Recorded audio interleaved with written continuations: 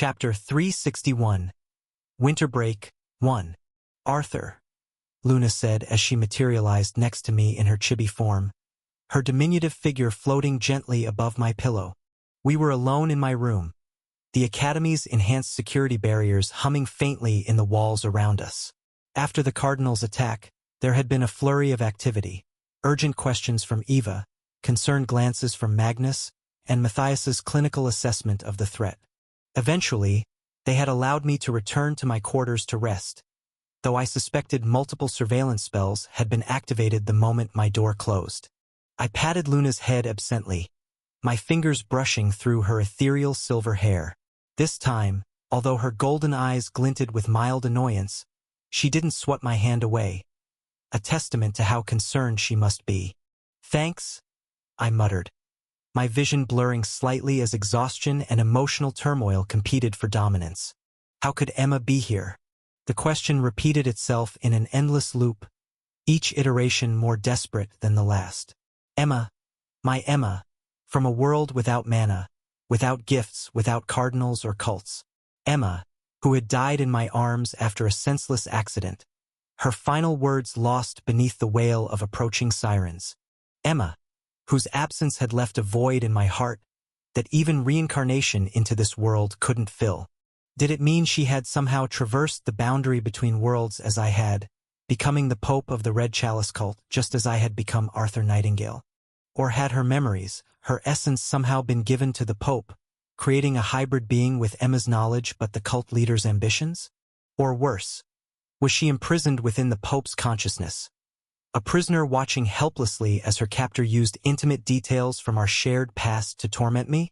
My mind scrambled frantically between theories, each more disturbing than the last. The room seemed to constrict around me, the walls pulsing in rhythm with my accelerating heartbeat. I had to understand this.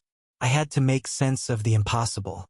"Arthur," Luna said, her usually imperious tone softened with something approaching compassion. "Don't think about it. Don't think about it?" I echoed with a hollow laugh that sounded foreign even to my own ears. "Emma is everything to me. I don't." "Arthur Nightingale," Luna yelled, her tiny form suddenly expanding to fill my field of vision. She darted forward, her spectral hand tapping my forehead with surprising solidity.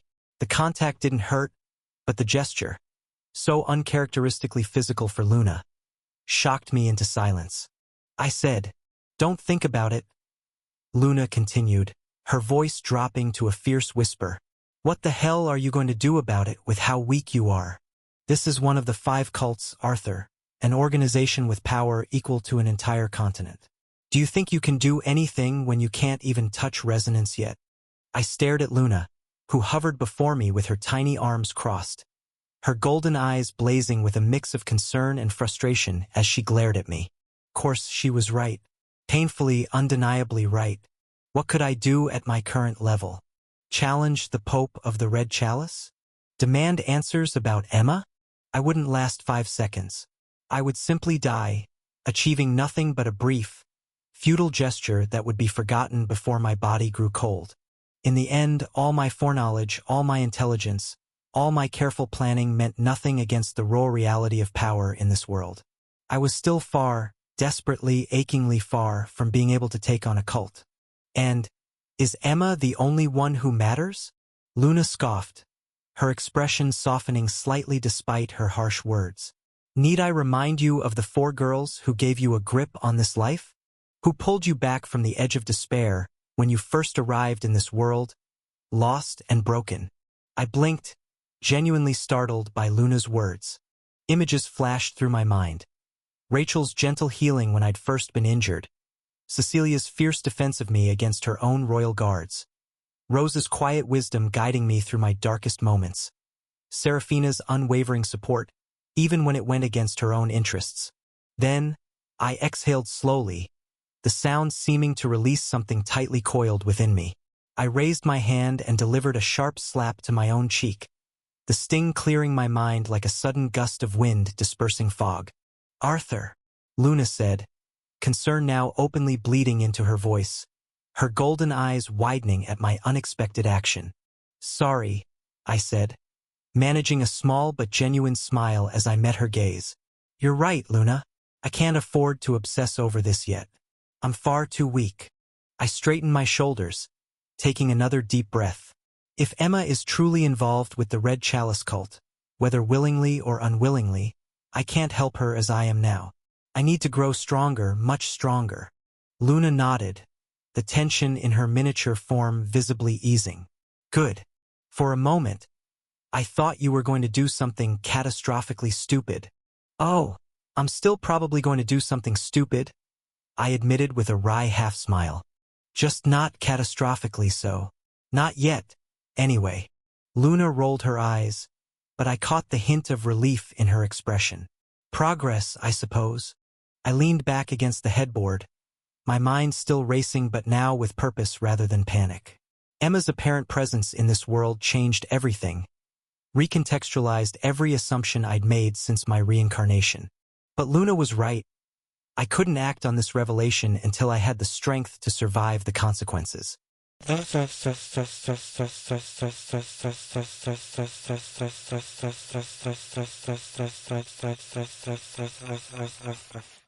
The final class of the first semester ended with Professor Nero's trademark efficiency. A concise summary of the semester's key concepts followed by practical applications for the upcoming break. Arthur. I looked up to find myself surrounded.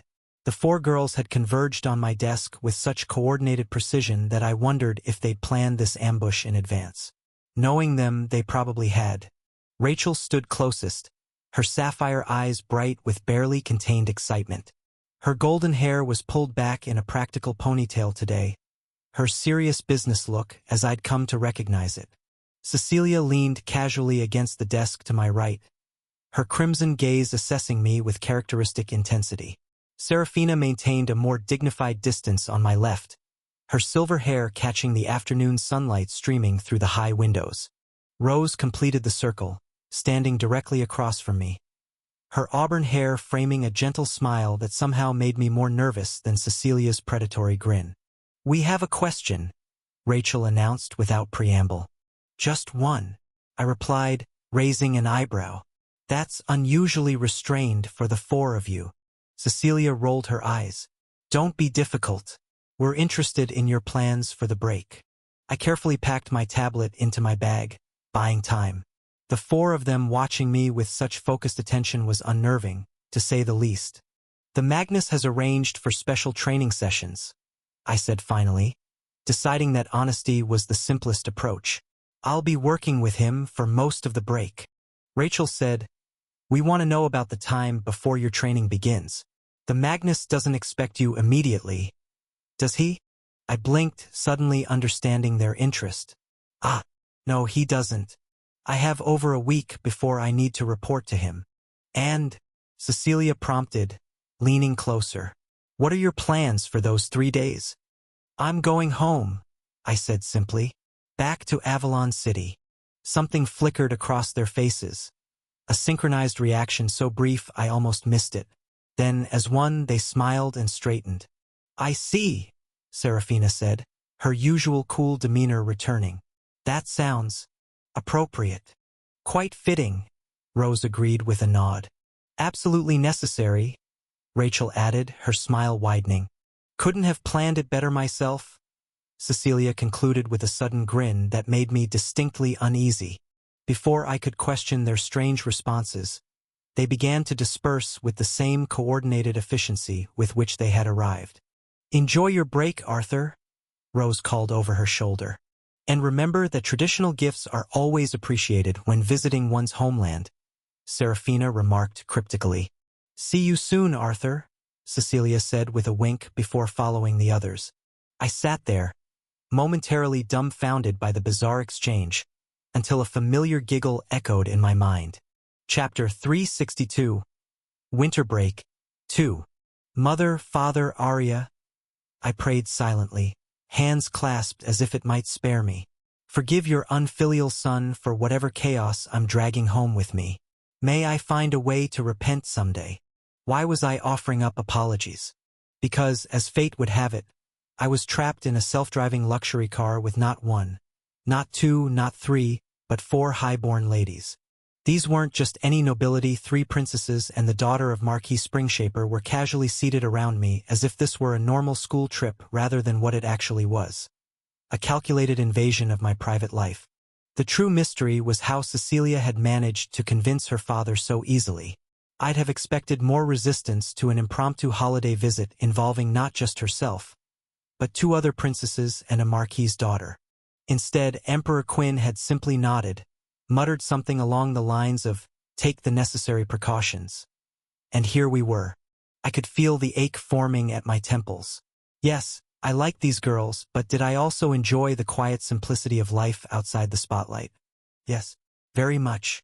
Cecilia caught me in my silent turmoil and flashed a smile that was far too innocent, and I saw Rachel and Serafina exchange knowing looks.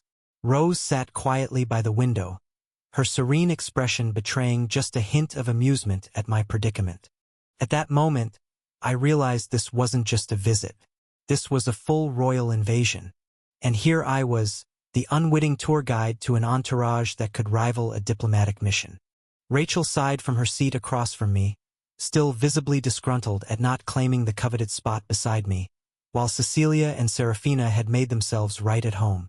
Rose seemed content with her window seat, though her occasional glances my way suggested she wasn't entirely disinterested in the silent competition unfolding. "I wonder if your sister missed me," Cecilia murmured, leaning in with a smirk as her breath brushed my ear. "Last time I visited, she wouldn't stop asking me about court fashion." At her words, Serafina seized the opportunity to take my other hand, fingers lacing through mine with a quiet but unyielding resolve. Rachel shot a wounded look my way, clearly feeling left out of the royal tug-of-war. My mother's parting words from when Cecilia and Rachel had visited us before the summer drifted back to me. "Just try not to make things difficult, all right? Mother," I thought, "things are about to be very difficult. Not 1, not 2, but 3 princesses and a marquis's daughter under the same roof, for a week no less." I didn't know how their parents had agreed to this arrangement, particularly Alastair, who was almost fanatical in his protectiveness over Rachel. But here we were, barreling forward to an inevitable showdown in my family's penthouse. It was official. My peaceful winter break had been thoroughly hijacked. Well, so much for a quiet holiday, I thought, as Serafina and Cecilia each claimed an arm like it was a prized relic. My attempts to wriggle free had proven futile. My arms had somehow become the battlefield in their quiet tug-of-war. The car finally rolled to a stop in front of the gleaming high-rise where my family's penthouse occupied the top 2 floors. The building's glass and chrome exterior reflected the winter sky, its modern architecture a testament to my parents' substantial success in the corporate world. "So this is where the great Arthur Nightingale grew up?" Cecilia teased, gazing up at the tower.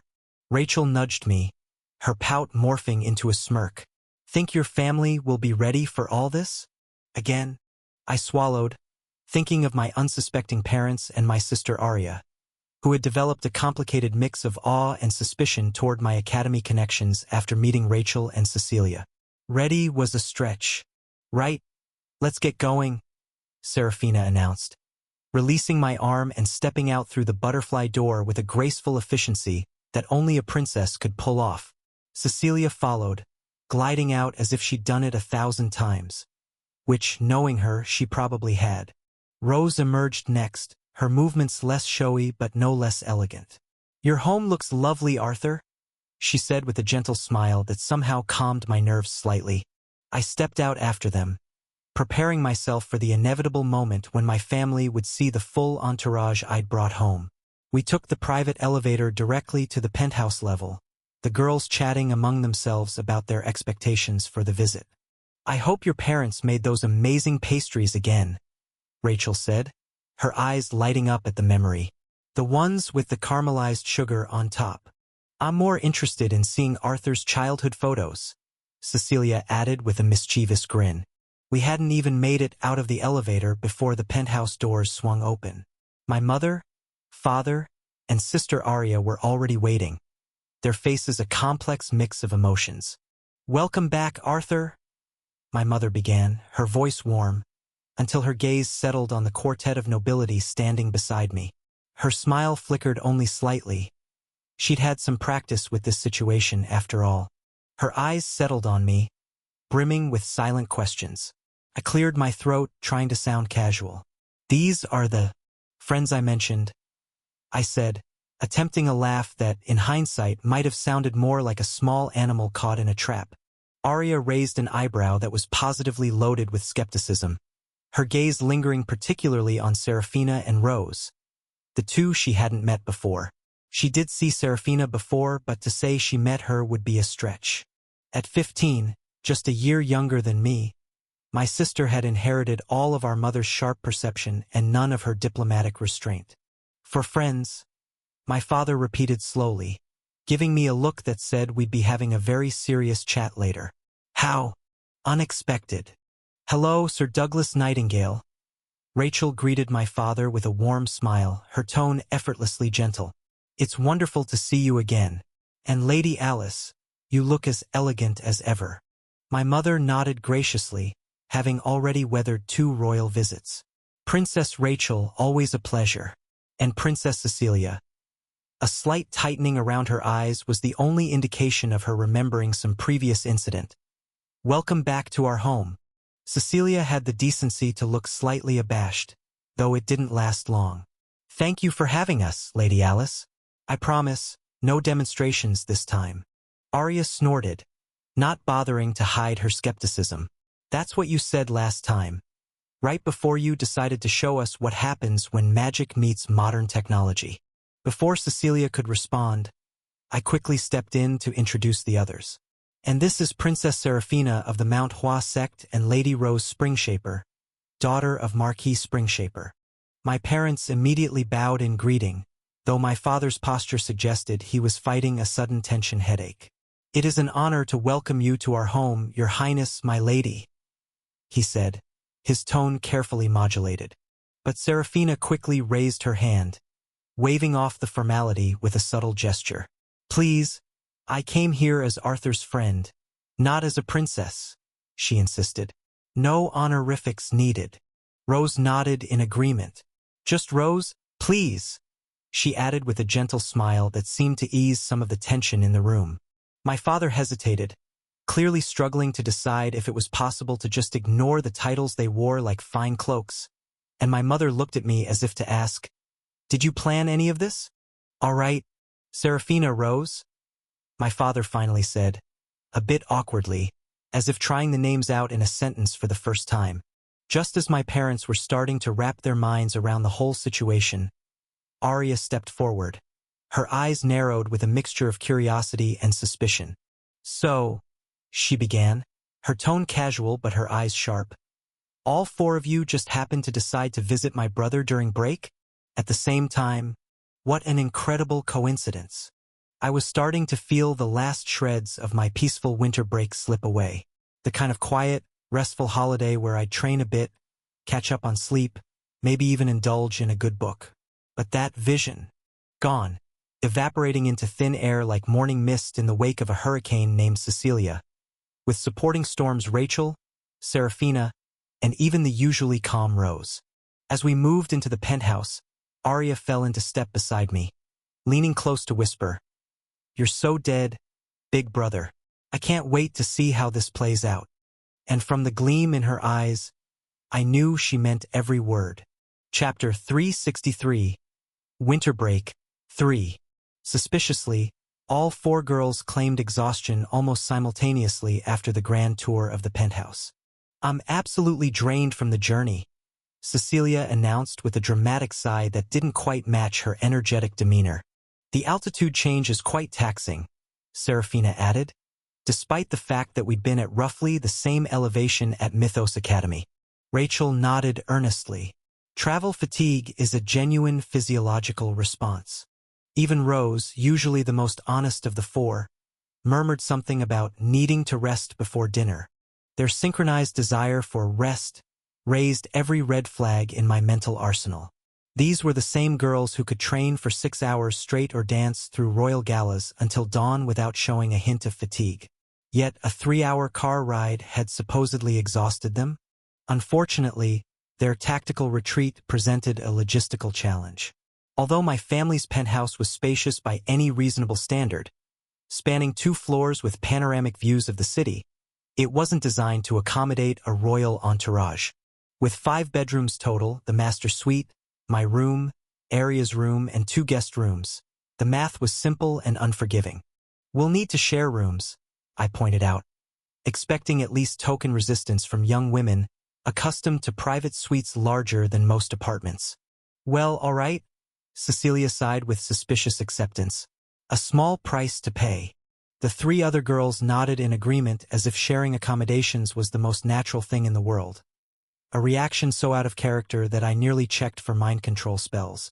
Princesses and nobility, who normally required private quarters with specific amenities, were suddenly amenable to roommates. "So how do we divide?" Serafina asked, her ice blue eyes calculating something I couldn't quite decipher. "I think Rachel should be with Cecilia," Rose suggested, her tone gentle but with an undercurrent of strategic purpose that wasn't lost on me. Rachel's head snapped up, sapphire eyes widening in genuine alarm. "What? No. I don't deserve this punishment." "Don't be like this, Ray Ray," Cecilia cooed, using the nickname that never failed to make Rachel wince. "We'll have so much fun."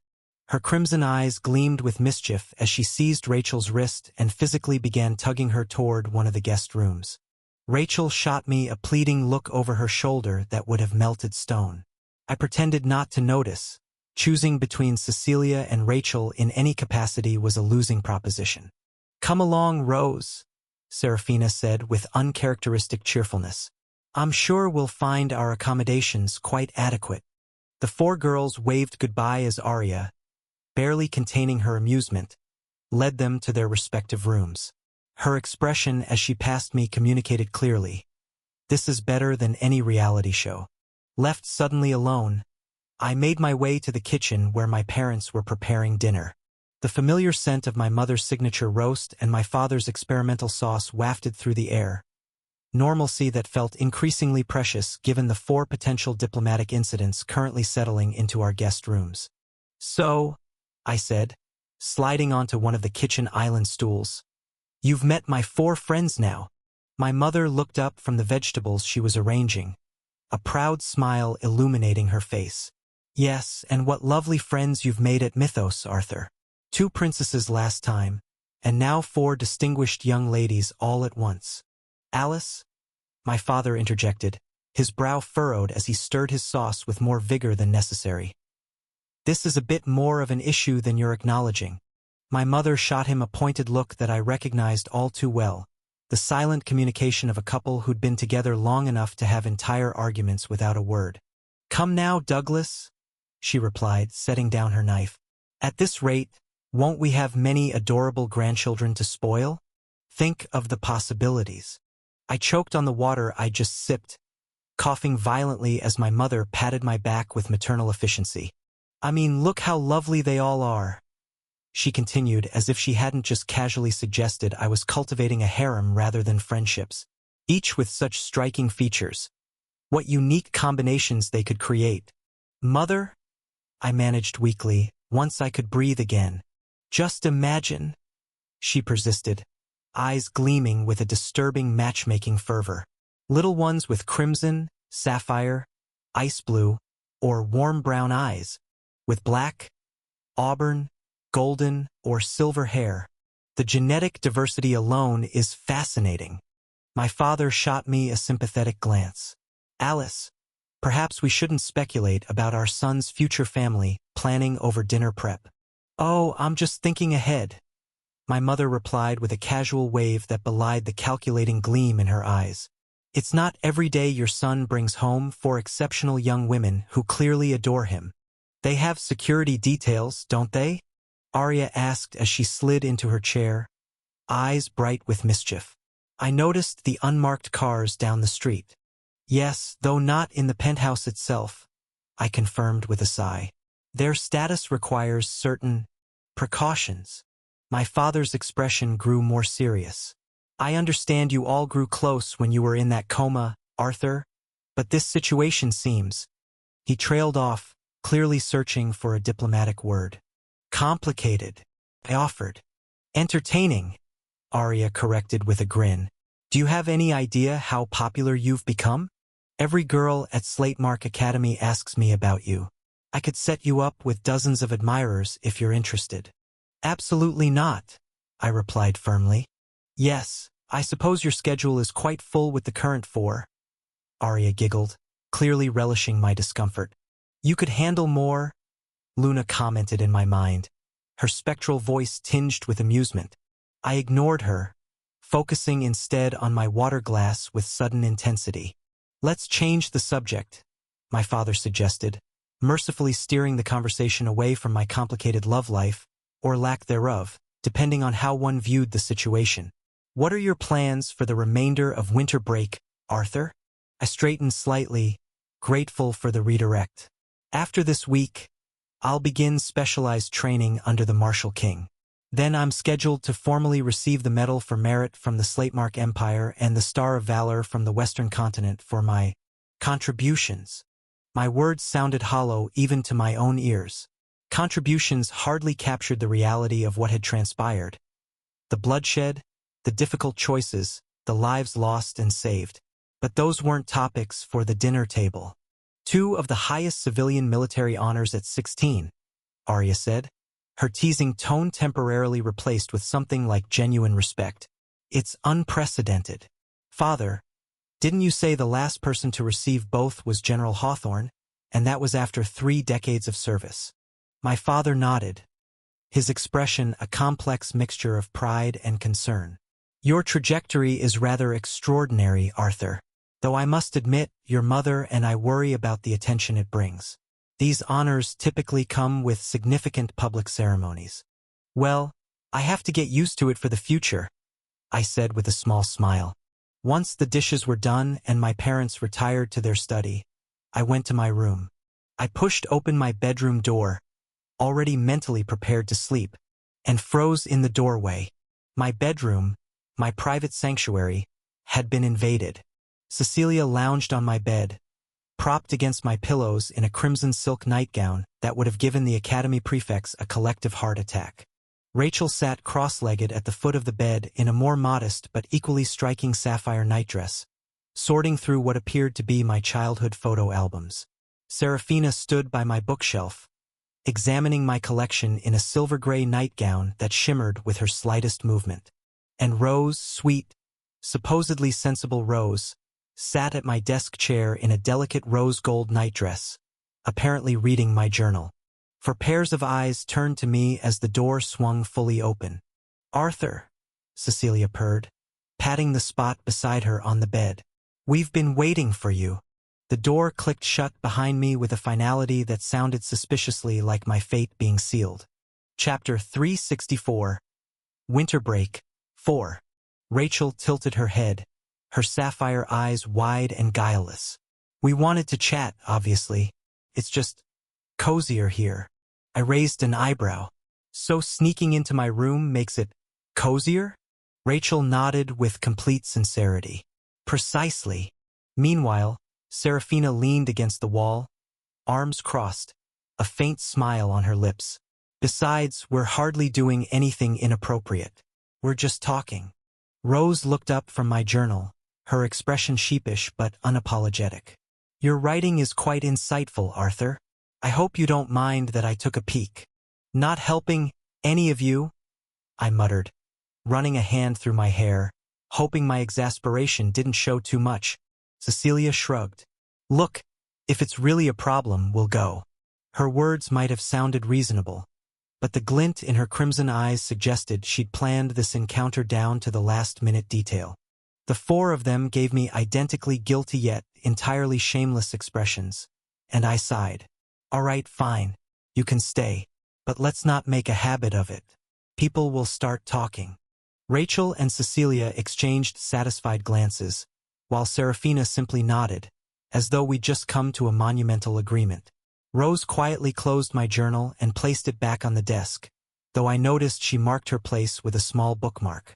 Just so you know, I added, I'm under no illusions that this isn't going to come up at breakfast tomorrow. Cecilia's smirk was unrepentant.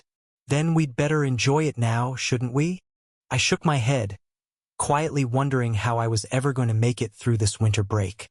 Cecilia edged closer, her hand resting on my sleeve. "Come now, Art," she teased, her voice lilting. No need to play the shy gentleman. At this point, I wasn't sure which was worse, the reputation of being a playboy or the alternative. Still, I shot back, "You might want to reconsider that after last time." The words left my mouth before I could stop them, and instantly, I knew I'd made a mistake. Rachel, Serafina, and Rose all turned, eyebrows raised, each one intrigued in a way that was anything but casual. "Last time," Serafina repeated, tucking a strand of silver hair behind her ear, her sharp gaze firmly fixed on me. I felt Cecilia's smirk widen beside me, and I sighed. "Oh, you know, just a misunderstanding." I could feel Rachel's sapphire eyes studying me, a glint of amusement and challenge in them. "A misunderstanding?" Serafina repeated, folding her arms. "Care to elaborate?" Before I could formulate a proper response, Cecilia leaned in with a smile that was anything but innocent. "Let's just say someone got a little more than she bargained for." I shot her a look, silently pleading for mercy, but she merely laughed. "Wait, what?" Rachel's eyes darted between us, clearly baffled, while Cecilia only smiled enigmatically. Rose looked equally curious, her head tilted like a bird observing something peculiar. I sighed, sinking onto the bed. An Alaskan king, big enough for 5. That's when I realized it wasn't just large, it was massive, with plenty of room. Even for noble homes, this was excessive. I glanced at Cecilia, who raised an eyebrow as if to say, "Handy, isn't it?" The others saw their chance. They shifted closer, and before I knew it, I'd been pulled sideways by Serafina, right into her lap. Caught off guard, I tumbled forward, and she didn't hesitate, gently settling my head against her. Her hands were soft, fingers weaving through my hair. The elven flush of her skin stood out, a slight, uncharacteristic blush. She was normally so stoic. The contrast only made her look more delicate. "I can't lie. This is actually pretty comfortable," I mused, a reluctant smile tugging at my lips as I sank into her lap pillow. After a long day, I hadn't realized how tired I was until now. Serafina's touch was careful and calm, her pale hands moving through my hair with gentle grace. I could feel her eyes on me, focused yet serene, and had to stifle a chuckle at her concentration. She paused, noticing, and tilted her head. "Is this all right?" "Yes, thank you, Sarah," I replied, meeting her gaze with a smile. She nodded, resuming the quiet rhythm, her touch calming in a way I hadn't anticipated. For once, the others were silent. Even Cecilia and Rachel seemed taken aback, glancing at me as if they hadn't quite expected this. Rose moved to sit on the floor beside Serafina, her warm brown eyes watching me with quiet concern. "Not fair, Sarah," Rachel grumbled, pressing her fingers against my cheek. "Your face is completely free of any baby fat." I gave her a raised brow. "Of course. Yours, though." I reached up and gently pinched her cheek. "Still has some, doesn't it?" She flushed as my thumb lingered, and meanwhile, I noticed Cecilia's gaze had drifted a bit lower. I followed her gaze, and then it hit me. My nightshirt was far more transparent in this light. Rachel and Serafina must have noticed as well, their cheeks reddening as they tried to avert their eyes. Rose, ever the dignified one, simply looked away, though the tips of her ears had turned distinctly pink. "Well then," I coughed, feigning composure. "Remind me to invest in heavier fabric next time." "No need," Cecilia replied, her face lightly flushed. Raising an eyebrow, I reached out to pinch her nose, which earned a rare look of surprise from her. "See? Even you have your cute moments," I grinned. She batted my hand away, but I caught the hint of amusement in her eyes, reluctantly betraying her cool exterior. Serafina chuckled softly, her fingers tracing a light pattern over my hair. "It seems even the fearsome princess isn't immune to Arthur's charms." "Don't flatter yourself, Arthur." Cecilia rolled her eyes, doing her best to remain stoic. It's just unexpected. I leaned back, enjoying the moment. Unexpected is just a polite way of saying I surprised you, isn't it? Rachel groaned. Why do I feel like I'm watching a performance? Because that's exactly what this is. I winked. A one-night special of Arthur and Friends.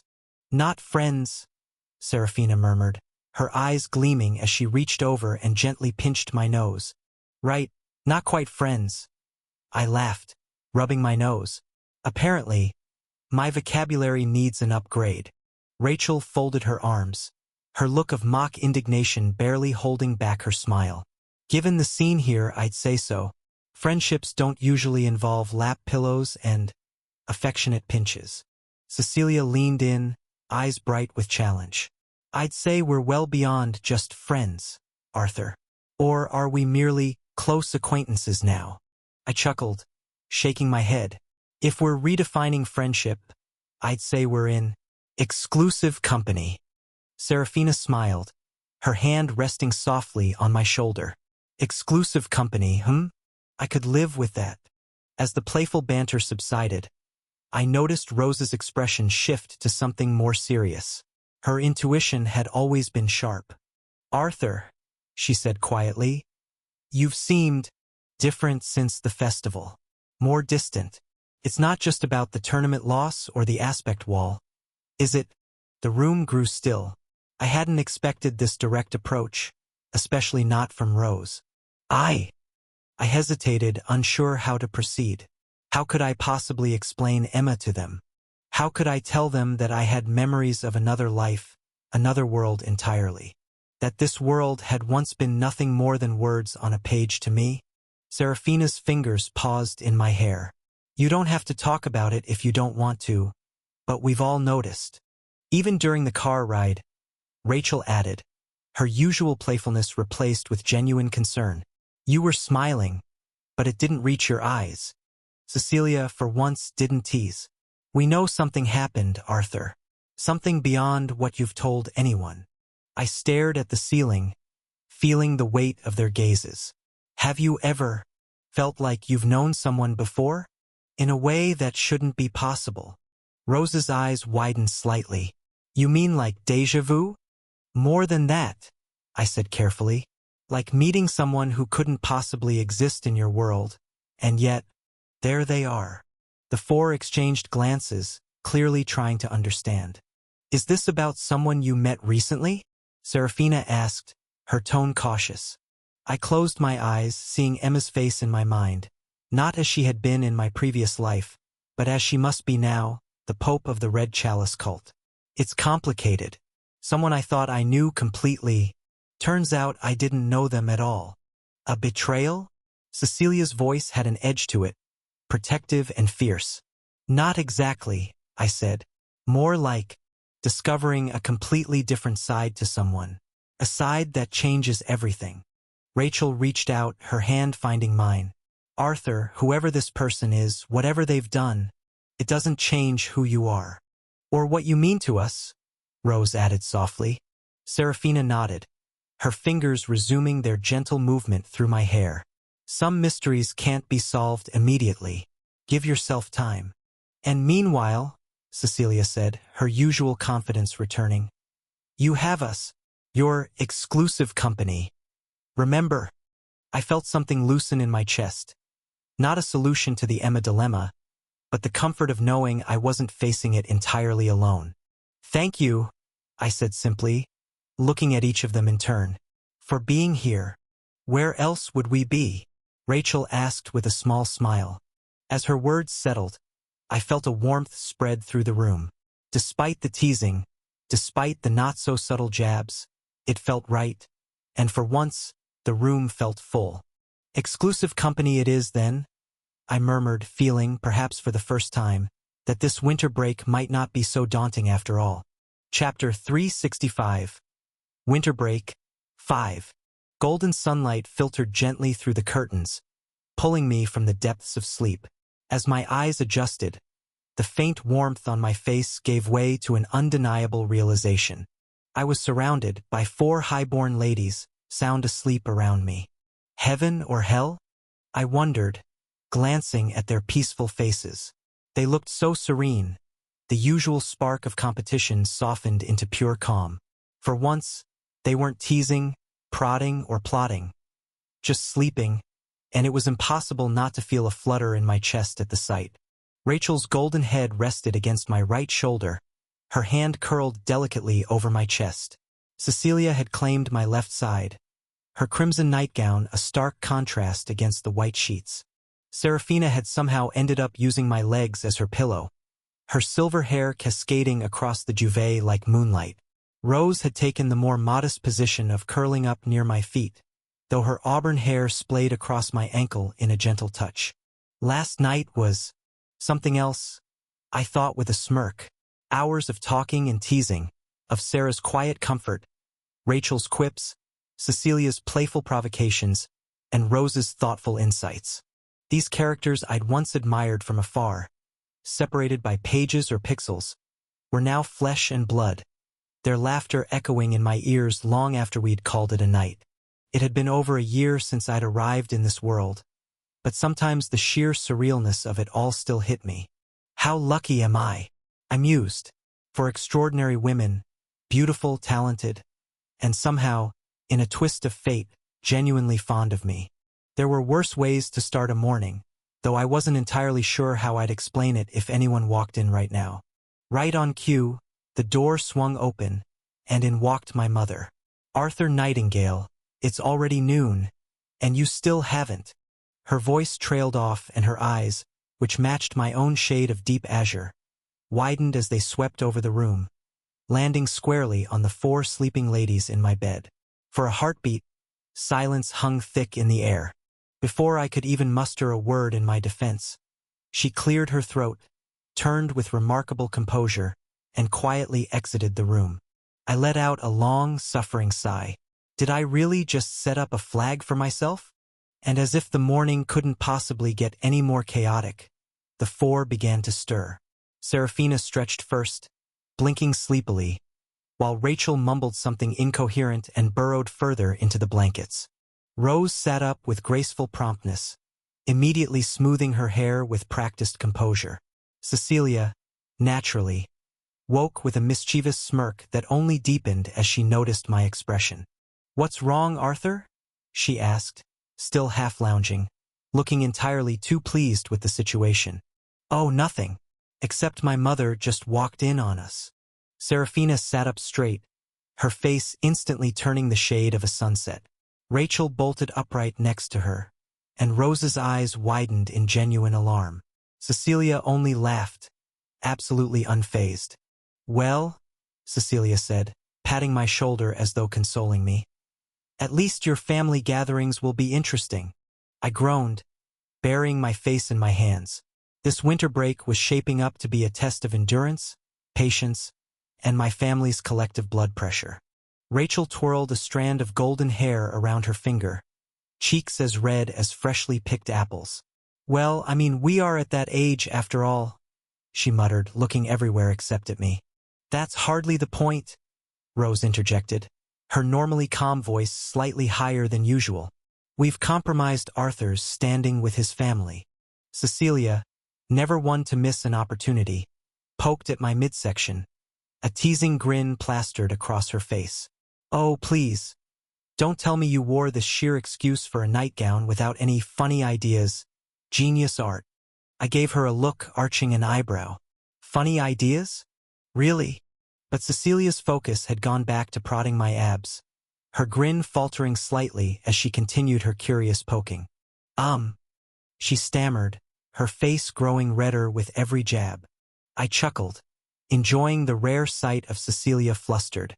Finally, she snapped out of it, glared at me, and hugged my face in what seemed a half-hearted attempt to smother her embarrassment with 2 soft pillows. Hey, Cecilia," I laughed, gently prying her loose as I tried to breathe. Cecilia finally let go, stepping back with a self-satisfied grin. "There, now we're even, Arthur," she announced, folding her arms with an air of triumph. Serafina, who'd been observing the entire scene with an amused, slightly long-suffering expression, let out a soft sigh. The two of you really are incorrigible. Unfair, Cecilia, Rachel grumbled, promptly pulling me over to her side with a determined pout. Thankfully, I'd learned my lesson from the earlier debacle and managed to avoid toppling over this time, keeping my balance as Rachel drew closer. She met my gaze, a glimmer of challenge in her eyes, and then pointed, not so subtly, below her chin. You know, in certain areas, I have my own advantages. I felt heat rise to my face and decided it was definitely time for a strategic retreat. With a quick, light burst of mana, I eased out of the bed and put some much-needed distance between us. Right then, I said, doing my best to sound composed, I suggest we all get ready. It wouldn't do to keep my family waiting, ladies. Rose, who had remained relatively quiet during this exchange, stood gracefully. Arthur is right. We should return to our rooms and prepare for the day. Her calm voice seemed to bring a sense of order to the chaos, though I noticed the slight blush still coloring her cheeks. As I headed to the bathroom to gather myself, I could just barely make out Cecilia's soft laugh, Seraphina's amused exhale, Rachel's muttered complaint, and Rose's gentle admonishment. After a thoroughly refreshing shower, I changed into fresh clothes and stepped out, grateful to find that the four had retreated to their own rooms to get ready. The air felt a bit lighter without the, let's call it, the friendly territorial disputes. For the sake of my sanity, I pushed thought of the morning's events aside and headed downstairs for lunch. I paused. How on earth had they managed to get ready before me? I glanced at them, and Cecilia shot me a sly grin. Took you quite a while to make yourself presentable, didn't it, Art? She teased. Quality takes time, I shot back with a grin, sliding into the only available seat between Rachel and Seraphina, while Cecilia and Rose exchanged a glance across the table. As I caught my parents' eyes, however, they all seemed to look pointedly away, as though examining the wallpaper had suddenly become riveting. Arya, on the other hand, didn't bother hiding her amusement. A knowing smirk plastered across her face. What exactly did I miss before I got here? I thought, eyeing the four ladies and my family members with mounting suspicion. So, how's everyone's morning been? I ventured, hoping for a clue. Arya cleared her throat, clearly struggling to suppress a grin. Oh, enlightening, big brother. Absolutely enlightening. Mother may have mentioned a rather interesting scene she witnessed earlier, my sister continued, her eyes dancing with mischief. Something about a bed full of nobility? I sighed, trying to feign nonchalance, before glancing over at Rachel, only to catch myself gawking. She tilted her head, eyebrows raised as I continued to, examine her. Not that I could exactly explain my staring. Focus on the core, I reminded myself. Rachel's mana core had developed remarkably, almost startlingly so. At this rate, she'll complete the second stage of integration in a couple of months, I thought. Just in time for the field trip. From there, reaching integration rank by mid-year was no stretch of the imagination. Considering she'd only hit white rank 4 months ago, progressing to integration in under 8 months was phenomenal. Lucifer took over a year to break through white rank's strange barriers. Its properties defied easy explanation. Then again, Rachel was slightly older, her body more naturally aligned with the breaking down of her mana core, which made her transition easier. It had taken me around 8 months too, though that included the month I'd spent in a coma. Art, you're staring a bit too much, Rachel murmured, bringing me crashing back to reality. Her soft tone couldn't hide the smirk she barely suppressed as she held my gaze. I cleared my throat, suddenly aware I'd been staring a bit too long, and perhaps not entirely at her core. Just considering training ideas, I muttered, quickly turning back to my food, all too aware of the bemused glances from around the table. Training ideas? Is that what they're calling it these days? Arya quipped, earning herself a warning look from our father. Fine. Focus, I thought. I decided to check everyone else's cores while I was at it. Seraphina, Rose, and Cecilia were also at white rank and would progress through the integration process now. So, are we all settled in? My father asked casually, with the air of someone who'd seen enough peculiar dining companions to know when to let things slide. Serafina looked up with a polite nod, and Cecilia, with a playful smirk, replied, "More than settled." I caught Arya hiding a chuckle behind her napkin as I sighed. Just the beginning of winter break, and I already felt like I'd earned a promotion in patience. "Arthur?" Rose said quietly from across the table, her warm brown eyes meeting mine. "I hope we haven't caused too much disruption to your family's routine." Before I could assure her it was fine, Arya jumped in. "Oh, no disruption at all. In fact, this is the most entertaining winter break we've had in years. Usually Arthur just locks himself in his room with books and training equipment." "Arya," I warned, but she merely grinned, unrepentant. "What? I'm just making conversation with your exclusive company." I nearly choked on my water. Had they told her about that conversation? Looking around at the 6 women at the table, my mother, my sister, and the 4 who had somehow claimed space in my life, I realized this winter break was going to be unlike any other. And honestly, I wouldn't have it any other way. Chapter 366. Winter Break 6. Wow. To think the great Arthur Nightingale is making time for his cute sister. How absolutely noble of you, Arya declared with exaggerated reverence, her eyes sparkling with mischief. I shot her a withering glare that only made her grin wider. She was lounging comfortably in the self-driving car, looking every bit the modern teenager in her light denim jacket layered over a crisp white t-shirt and artfully ripped jeans. Her dark hair was pulled into a messy bun, a few strands framing her face, deliberately casual in that way that actually took significant effort. "You're the one who practically begged for this outing," I reminded her, adjusting the sleeve of my own short-sleeved navy shirt. I'd paired it with dark jeans that, I now realized with mild horror, matched my sister's almost exactly. "We're matching," Arya pointed out gleefully, noticing at the same time. "How adorable. I should take a photo for your fan club." "I don't have a fan club," I said flatly, though we both knew that wasn't entirely true. The events at Mythos Academy had garnered more attention than I'd anticipated. "Keep telling yourself that," she replied, tapping away at her phone. "I get at least 3 DMs a day from girls asking about you. Is your brother seeing anyone? Does he like brunettes? Can you get me his contact?" She mimicked each question with increasing dramatic flair. "And what do you tell them?" I asked, one eyebrow raised. Arya's grin turned positively feline. "That you're unavailable. Very, very unavailable." "Is that so?" I smirked. "And what gave you that impression?" "Oh, I don't know," she said with exaggerated innocence. "Maybe the 4 beautiful ladies who arrived at our home and immediately made themselves comfortable in your personal space? The way Cecilia looks ready to incinerate anyone who stands too close to you? The territorial dance they perform whenever another woman enters your orbit." The car glided smoothly through the city streets, its navigation system occasionally announcing upcoming turns in a pleasant voice. Outside, Avalon's familiar architecture slid past, the mix of modern high-rises and restored historical buildings that gave our city its distinctive charm. "Speaking of which," Arya continued, her tone shifting to something more genuine, "I know you're taking time off, but aren't you usually obsessing over training schedules and mana manipulation techniques by now?" I watched the city pass by through the window. The aspect wall is blocking my progression to resonance. Until I find a way past it, pushing harder won't accomplish much.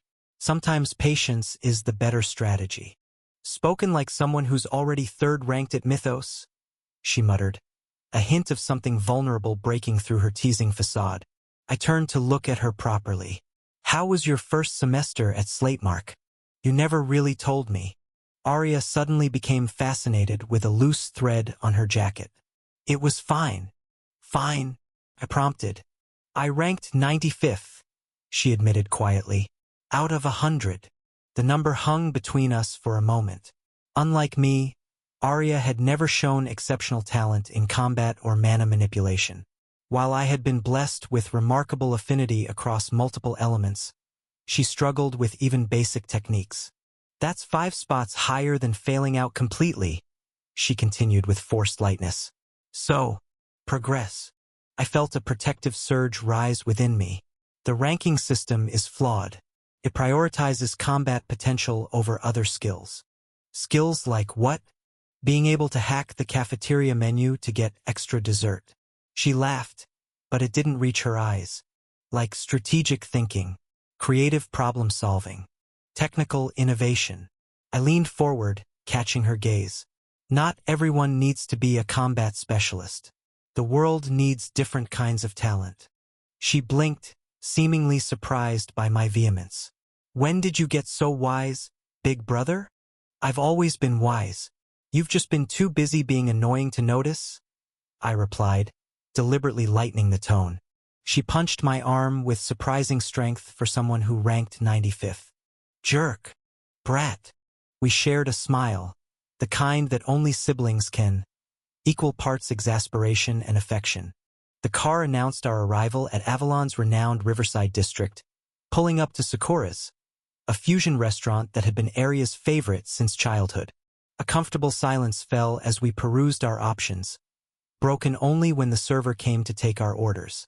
Arya, predictably, chose the spicy tuna fusion roll, her standard since she was 12. I opted for the chef special. Our food arrived, momentarily pausing the conversation. As we began eating, I found myself watching Arya. The precise way she mixed her wasabi, the childish delight she still took in good food, the determined set of her shoulders even when discussing her academic struggles. A wave of protective affection washed over me. In my past life, I'd been alone. No siblings, no real family to speak of. Having this spirited, irritating, wonderful sister was something I never knew I needed until I had it. "What are you staring at?" she asked, catching me watching her. "Do I have something on my face?" "No," I said simply. "I'm just glad you're my sister." Her chopsticks paused halfway to her mouth, her eyes widening in surprise. Then, predictably, she recovered with a dramatic flourish. "Ugh. Don't get sentimental on me, Arthur. I'm trying to eat here."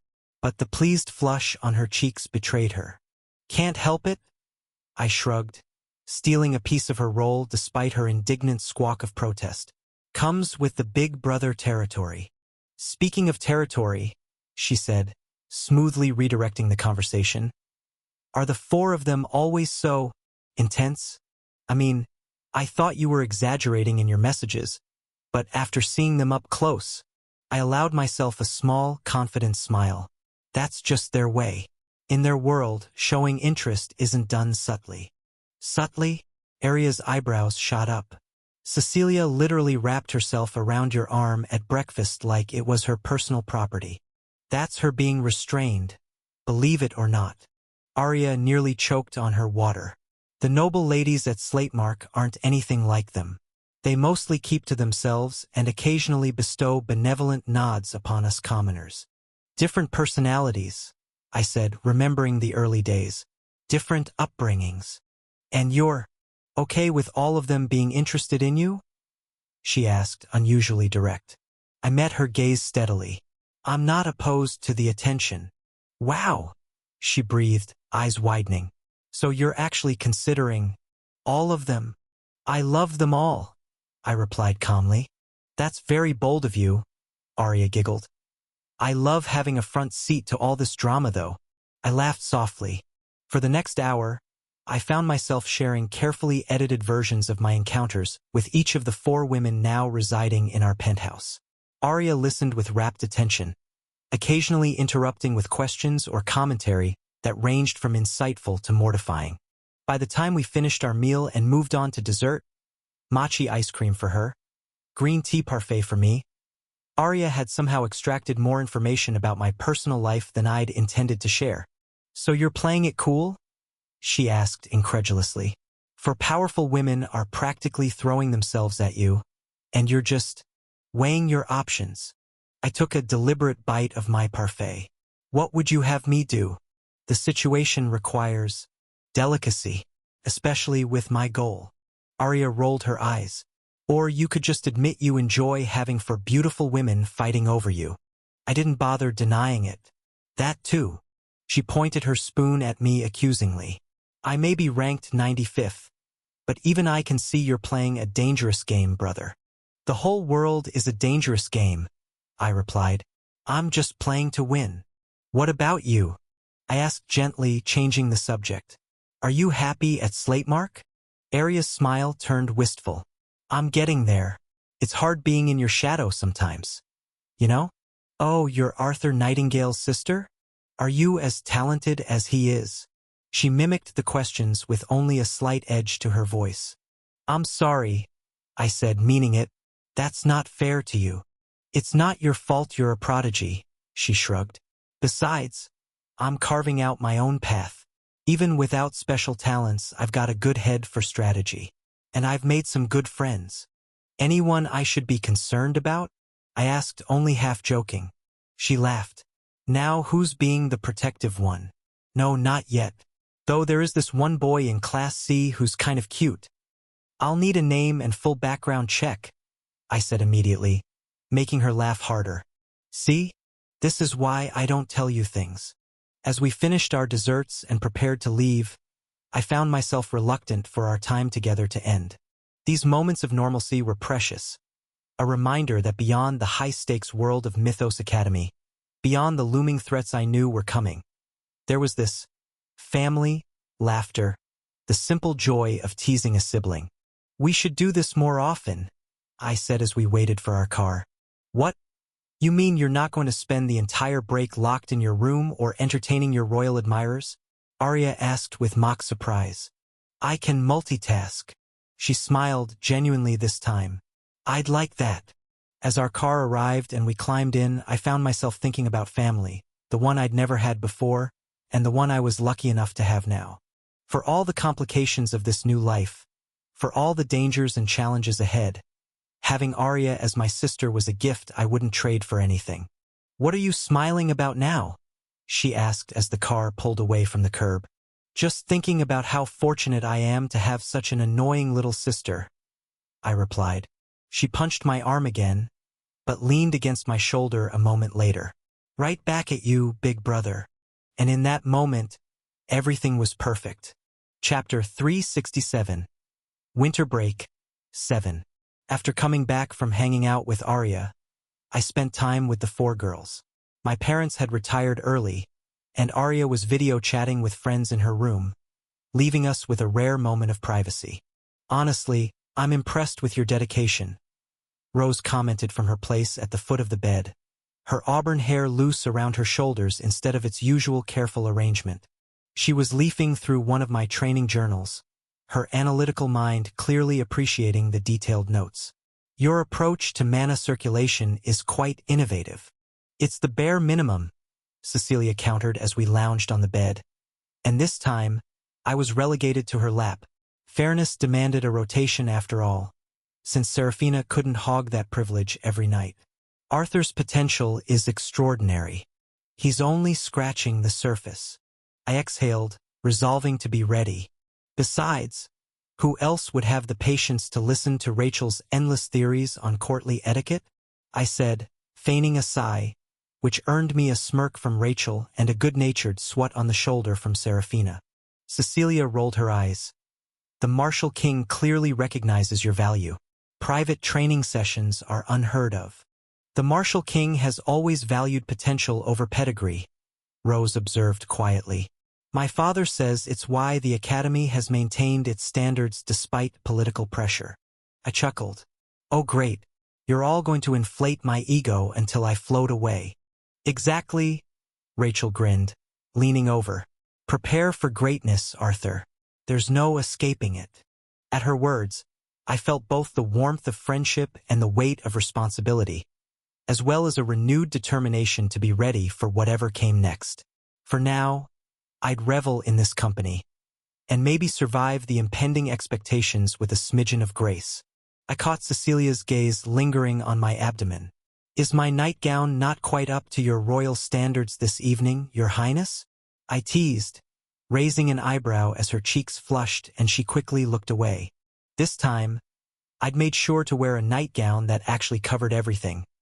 No repeat of last night's, Unplanned transparency.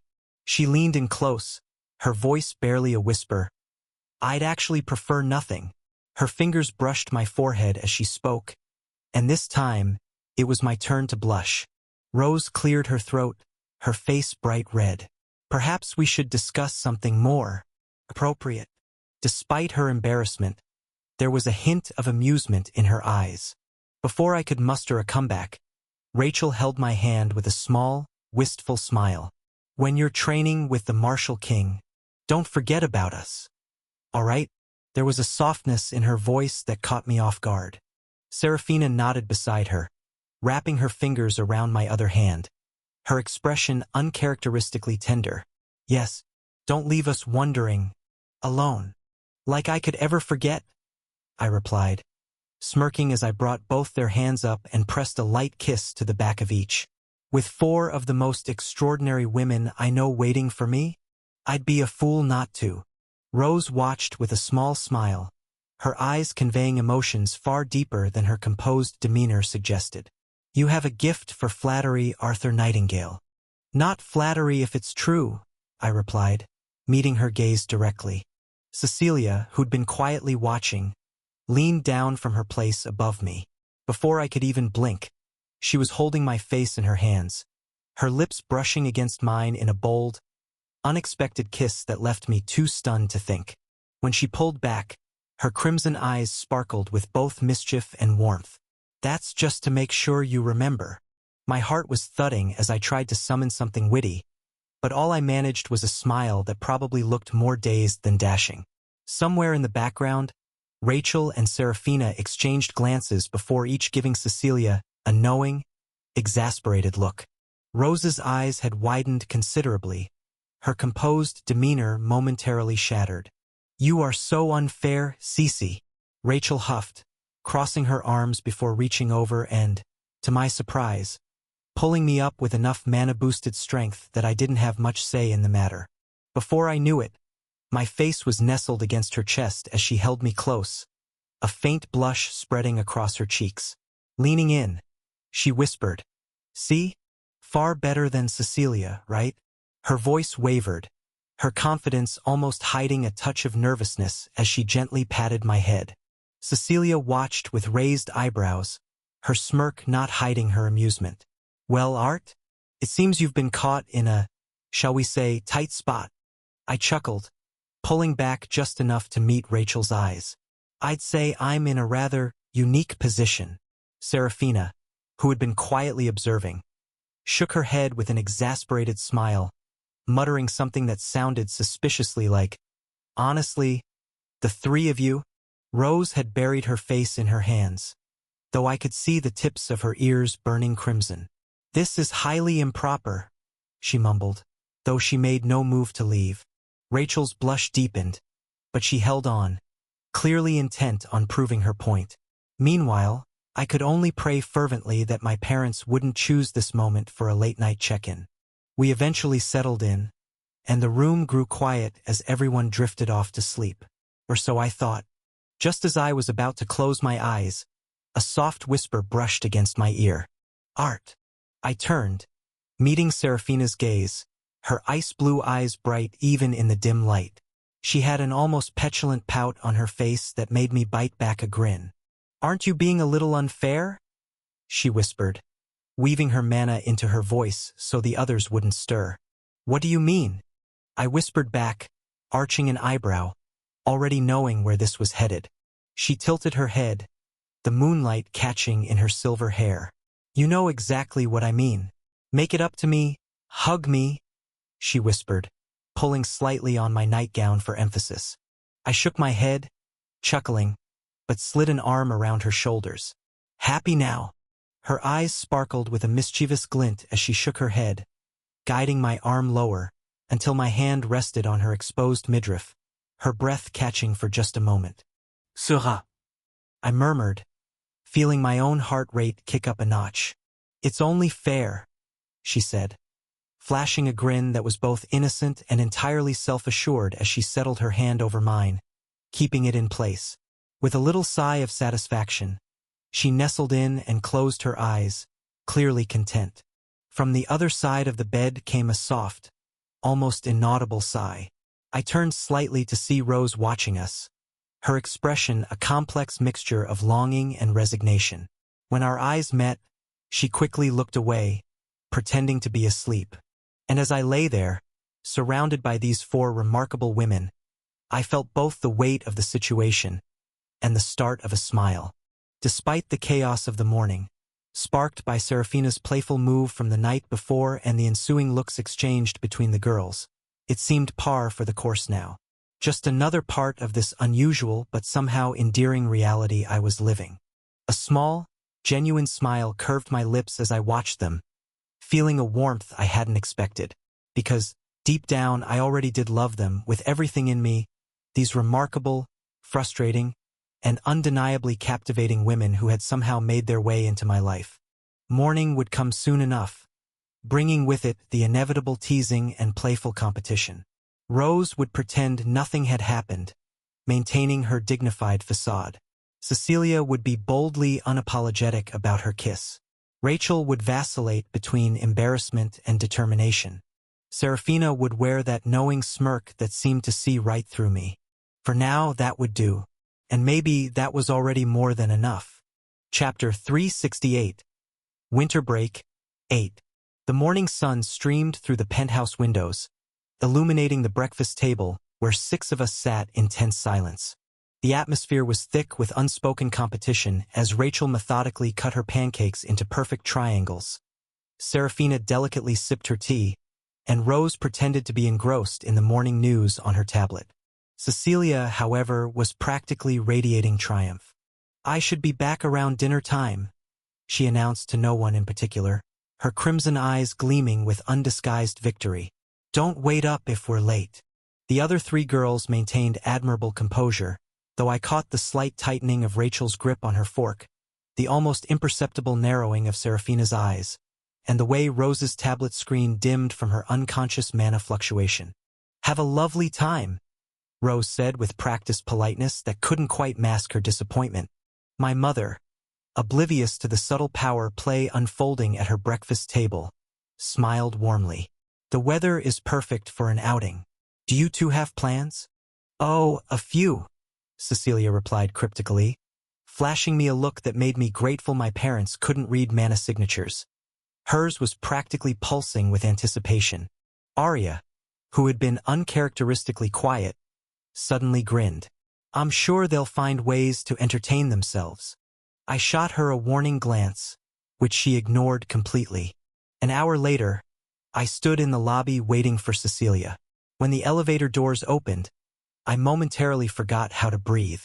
She transformed from her usual refined elegance into something far more dangerous. A crimson crop top hugged her curves, revealing a tantalizing strip of midriff above a white skirt that floated around her thighs. A light white jacket hung casually from her shoulders, and at her throat glimmered a ruby pendant that matched the stones in her ears. Her golden hair fell in loose waves, framing a face that knew exactly what effect it was having. "See something you like, Art?" she teased, spinning slowly to give me the full effect. I refused to be flustered.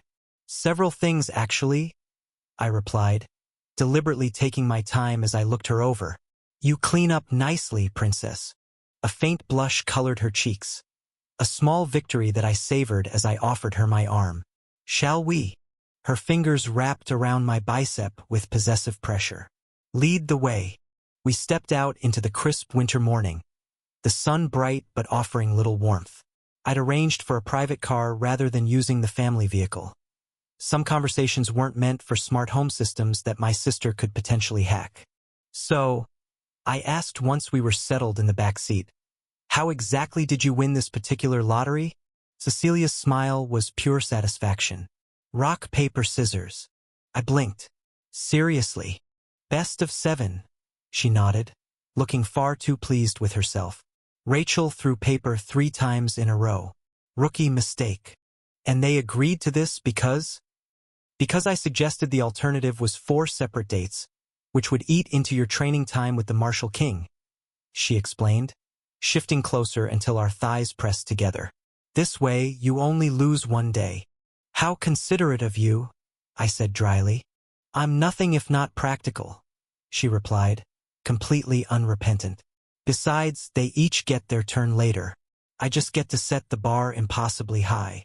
The car glided through Avalon's upscale shopping district, finally stopping before a building so exclusive it didn't even have signage. Just a discreet golden door and a uniformed attendant who straightened immediately upon seeing Cecilia. Your Highness, he bowed deeply. We're honored by your presence. Cecilia acknowledged him with a regal nod, her royal upbringing impossible to disguise despite her casual attire. Thank you, Gerard. Is everything prepared? Just as you requested. I raised an eyebrow at her as we were escorted inside. Should I be concerned? Definitely, she murmured, her eyes dancing with mischief. The interior revealed a private atelier, a custom clothing designer whose work was typically reserved for royalty and the ultra-elite. Racks of fabric in every imaginable texture and color lined the walls, while artisans worked quietly at various stations. You're getting me clothes? I asked, genuinely surprised. Cecilia reached up to straighten my collar, her touch lingering. I'm investing in my future.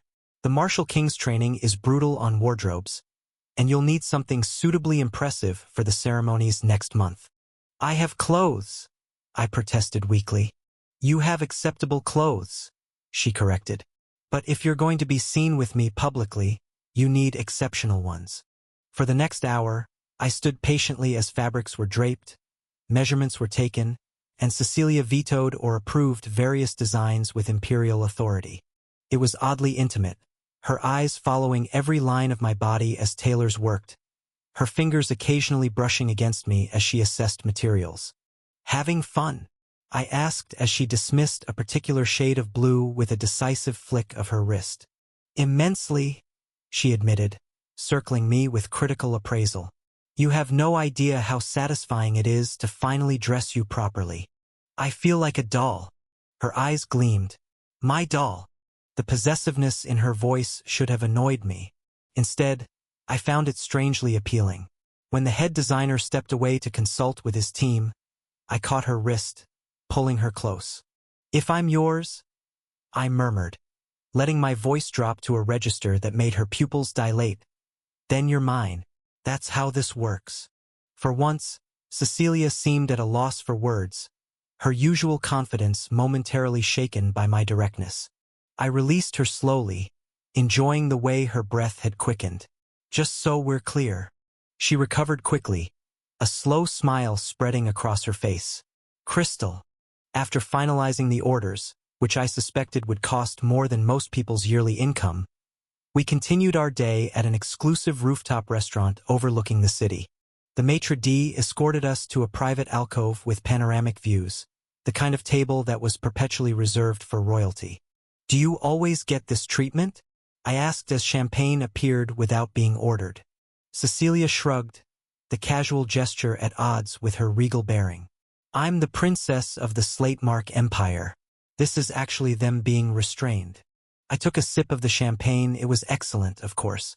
Does it ever get tiresome? Always being watched, always being Princess Cecilia instead of just Cecilia. Something vulnerable flickered across her face before she masked it. Sometimes, she admitted.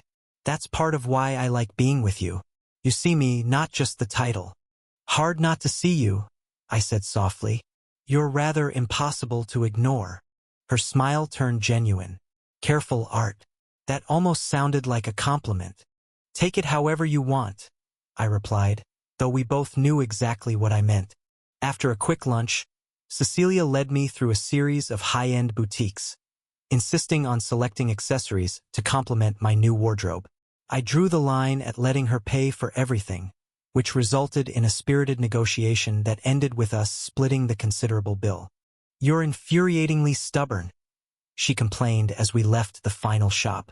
It's part of my charm, I replied, taking her hand in mine with deliberate confidence. She looked down at our intertwined fingers with surprise that quickly melted into satisfaction. At least you're learning. The afternoon sun was beginning to wane as we strolled through West Hollow Central Park, our purchases sent ahead to the penthouse. The winter air had grown colder, giving Cecilia the perfect excuse to press herself against my side. "Cold?" I asked, knowing full well she could regulate her body temperature with minimal effort. Mages rarely suffered from the cold. "Freezing," she lied shamelessly, burrowing closer. I wrapped an arm around her shoulders, drawing her in. "Better." "Much?" she sighed, her arm sliding around my waist with proprietary satisfaction. We found a secluded spot overlooking the park's frozen lake, where skaters traced patterns across the ice below. In the fading light, with the city beginning to illuminate around us, Cecilia looked up at me with unusual seriousness. "When do you think we'll take the final step?" she asked, her voice softer than I'd ever heard it. I didn't pretend to misunderstand. The question hung between us, fraught with implications both personal and political. A princess's virtue was theoretically a matter of state concern, though modern sensibilities had relaxed many of the ancient taboos. "When we're both 18, I answered honestly, not because of tradition or expectations, but because there should be no question that we both know exactly what we want. She studied my face, searching for something. "And what if I already know what I want?" I brushed a strand of golden hair from her face, letting my fingers trail along her jawline. "Then you'll have the patience to wait until we can have it properly. No sneaking around, no secrets, no regrets." Instead of the protest I expected, she smiled. A genuine, unguarded expression that transformed her features from beautiful to breathtaking. "I knew there was a reason I liked you, Arthur Nightingale." "Only liked," I teased, pulling her closer. Her eyes darkened as she rose on her tiptoes. "I think you know it's considerably more than that." I closed the distance between us, capturing her lips in a kiss that started gentle but quickly became something else entirely. Her arms wound around my neck as she pressed herself against me, the winter chill forgotten as her natural heat enveloped us both. When we finally broke apart, her eyes were slightly unfocused, her breath coming in small puffs of white in the cold air. "Well," she said, trying to regain her composure, "that was just the beginning." I finished for her, my voice rougher than I'd intended. Her smile turned predatory. "Promise." The walk back to the car was considerably more hurried than our earlier stroll, Cecilia practically vibrating with triumphant energy beside me. As we settled into the back seat, she curled against me like a satisfied cat. "The others are going to be unbearable after this," I observed, stroking her hair absently. "Let them," she murmured against my shoulder. "I won this round fair and square." "And the next round?" She looked up, crimson eyes gleaming with challenge and affection in equal measure. "That's for them to win, if they can." As the car wound its way back toward the penthouse, I reflected on the day's unexpected revelations. Beneath Cecilia's imperial confidence and flirtatious exterior was a depth and vulnerability I hadn't fully appreciated before. She wore her possessiveness openly, yes, but her attachment went far beyond mere conquest or competition. And if I was being honest with myself, I felt the same. The evening sky had darkened completely by the time we arrived home, the penthouse windows glowing with warm light against the city backdrop. Cecilia straightened her clothes and ran a hand through her slightly disheveled hair. "Ready to face the Inquisition?" I asked, knowing the others would be watching for every hint of what had transpired between us. Cecilia's smile was pure, unrepentant satisfaction. "Absolutely. Let them look all they want. You're still wearing my lipstick on your collar." I glanced down and sure enough, there was a distinctive crimson smudge on my shirt. "You did that on purpose." "Of course I did," she admitted cheerfully. "I play to win, Arthur." As we stepped into the elevator, I pulled her against me one last time before we would be under scrutiny again. "So do I, princess," I murmured against her ear. "So do I." The shiver that ran through her was all the victory I needed. Chapter 369. Winter Break 9. Finally, I was able to get a handle on our illustrious guildmaster, Callie declared, arms crossed as she fixed me with a withering glare. Her black eyes narrowed dangerously, reminding me why most guild members approached her with caution. "O great and powerful Guildmaster, were you truly so consumed with important matters that Ouroboros completely slipped your mind?" The sarcasm dripping from her voice could have filled buckets.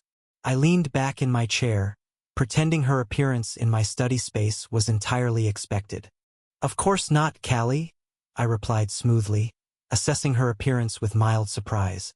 Gone was the formal attire she typically wore for guild business, replaced with fitted jeans and a loose black sweater that gave her a softer appearance. Though I have to ask, why the casual outfit? Important date later. She shifted her weight, momentarily thrown off her rhythm. "Why? Is it weird?" "Not at all," I said, allowing a genuine smile. "You look cute. The whole, approachable human look works for you." Callie's expression darkened, though I caught the faintest hint of color on her cheeks. "Don't try to flatter your way out of this, Nightingale. Your charm might work on your noble admirers, but I'm immune." "Wouldn't dream of it," I replied, gesturing to the empty chair across from me. "Anyway, what exactly requires my immediate attention?" I was under the impression Ouroboros would be handling routine operations during the break. "The Guildmaster," she emphasized with pointed precision, "needs to take care of certain matters personally." She produced a tablet from her bag and set it before me with a decisive click. "Starting with this backlog of paperwork that requires your authorization." I raised an eyebrow at her commanding tone. "That is hardly the appropriate way to address your superior, Vice Guildmaster Callie." Her only response was to look pointedly away, the ghost of a smirk playing at her lips. "Besides," I continued, picking up the tablet with casual confidence, "Elias has already processed most of this, correct? It shouldn't be too substantial." I glanced up to find Callie watching me with the satisfied expression of a predator who's successfully lured prey into a trap. "Not substantial?" she echoed, tilting her head with feigned innocence. "Oh, poor Arthur. This is what we in the business world call karmic retribution. You've spent months dumping work on me and Elias under the pretense of needing to study." "I did need to study," I interjected, feeling a prickle of unease at her evident satisfaction. "I am also a mythos student," she countered swiftly, "and a year your senior, I might add. But that's beside the point." Her smile widened fractionally. "This is simply you reaping what you've sown. That isn't just a little paperwork you're holding. That's 3 months of accumulated guild decisions requiring guildmaster approval." My eyes narrowed as I began scrolling through the document queue on the tablet. The farther I scrolled, the wider my eyes grew. "What the hell, Callie?" I looked up at her in disbelief. "Why didn't you alert me before it reached this magnitude?"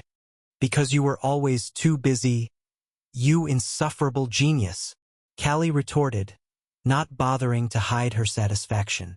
"Every time I tried to schedule a meeting, you had training or exams or some crisis with your princesses. So now you get to enjoy the fruits of your neglect. Have fun."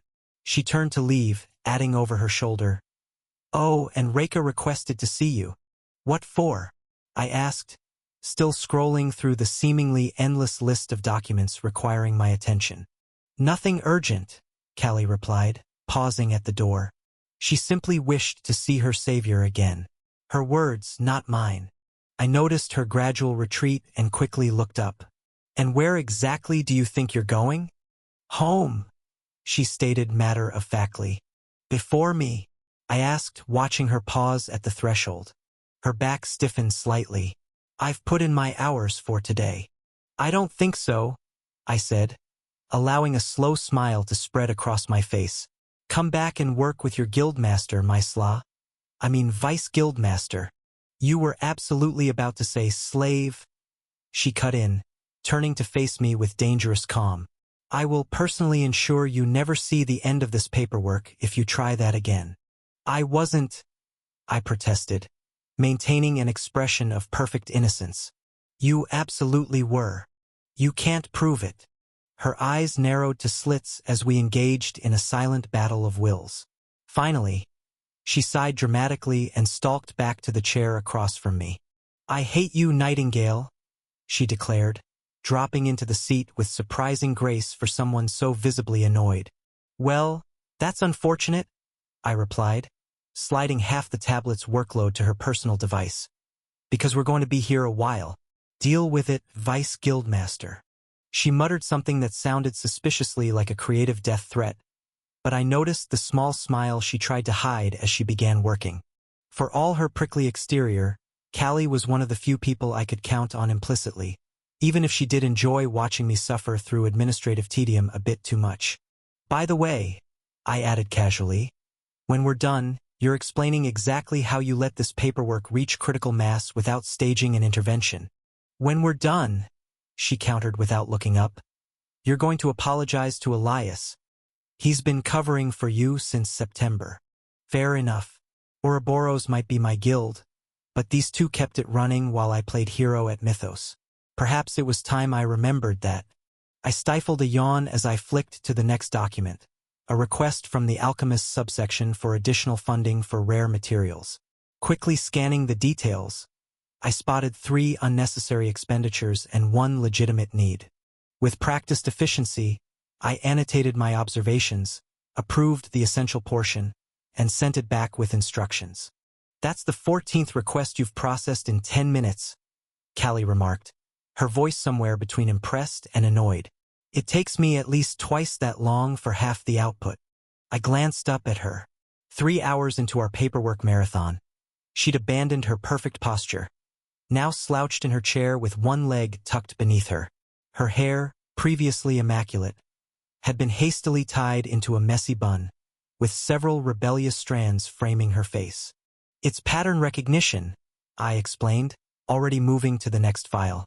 Once you've seen enough resource allocation requests, equipment proposals, and mission reports, you start to identify recurring elements. Callie muttered something under her breath that sounded suspiciously like a creative insult. What was that? I asked, not bothering to hide my amusement. I said you're insufferably efficient and I hate you, she replied clearly this time, stabbing her stylus against her tablet with unnecessary force. Some of us have to actually read the entire proposal instead of just, whatever it is you do. I read them, I protested mildly. I just read quickly. Inhumanly quickly, she corrected. It's unnatural. No one should be able to process information that fast. I shrugged, not bothering to explain that my previous life had involved absorbing and analyzing massive amounts of data daily. Consider it one of my many talents. Callie rolled her eyes so dramatically I worried she might strain something. If your ego gets any bigger, we'll need to reinforce the ceiling. We settled into a comfortable working rhythm, the silence broken only by the occasional tap of fingers against screens and Callie's increasingly creative cursing when she encountered particularly dense reports. The guild office's automated lighting had dimmed to evening mode, and outside the windows, West Hollow's skyline glittered against the night sky. This is ridiculous, Callie declared after I finished another batch of approvals. I'm barely at 20% of my queue, and you're already... She squinted at my progress indicator. 73% done? How is that even possible? I told you, I'm just... Efficient, yes, I know, she interrupted irritably. It's still annoying. Some people have to sleep occasionally, Nightingale. I paused, suddenly aware of the shadows under her eyes. When was the last time you took a break? And I don't mean today, I mean in general. Callie looked away, pretending to focus on her screen. I don't know what you're talking about. Callie. Fine, she conceded with a huff. Things have been busy since you've been away. Elias handles the technical aspects and field operations. I manage administration and finances. We've had an influx of new recruits after Ouroboros' publicity from the Redmond incident, plus 3 new subsection proposals that needed evaluation. I felt a twinge of guilt. While I'd been advancing at Mythos, my guild had been expanding significantly, largely due to my own actions, and I'd left the burden of managing that growth to my 2 lieutenants. I'm sorry, I said quietly. I should have been more present. Callie looked up, genuine surprise flickering across her face. Did the great Arthur Nightingale just apologize? Should I check for signs of the apocalypse?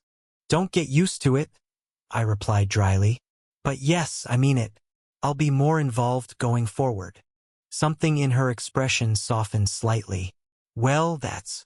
A gentle knock at the door interrupted whatever she'd been about to say. We both turned to see the door slide open, revealing a young woman with striking violet hair that fell in gentle waves to her shoulders. Her eyes, the same unusual shade of violet, surveyed the room with quiet intensity before settling on me. "Reika," I said, rising from my chair. "I thought we weren't scheduled to meet until tomorrow." Reika Solien smiled softly, stepping into the office with the fluid grace that characterized all her movements. At 18, she was 2 years my senior, though her delicate features often led people to underestimate both her age and her capabilities. "Elias sent me in," she explained, her voice carrying the subtle musical quality I'd noticed during our first meeting. "He mentioned you were finally addressing guild matters and thought I might want to see you." The slight emphasis on finally wasn't lost on me. In other words, he thought I should get all my scoldings in one convenient evening, I observed wryly. Reika's smile widened fractionally. "I would never presume to scold the guildmaster." "She wouldn't need to," Callie interjected. "I've covered all possible reprimands thoroughly." "I'm sure you have," Reika replied, her serene demeanor a stark contrast to Callie's evident frustration. "Arthur, you were telling me she doesn't like you?" Luna said in my mind. "Look at her. If that is not a girl in love, then I don't know what is." "You don't know what is it?" I responded. Chapter 370.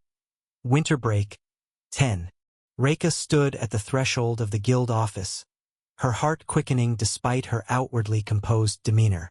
Arthur sat behind the guildmaster's desk, completely absorbed in his work alongside Callie. The soft glow of the office lighting framed him against Avalon's nightscape, highlighting the determined set of his jaw as he processed document after document. So high, so untouchable. She had known about Arthur Nightingale before he saved her, of course. Even in the isolated circles she had inhabited, his name had traveled.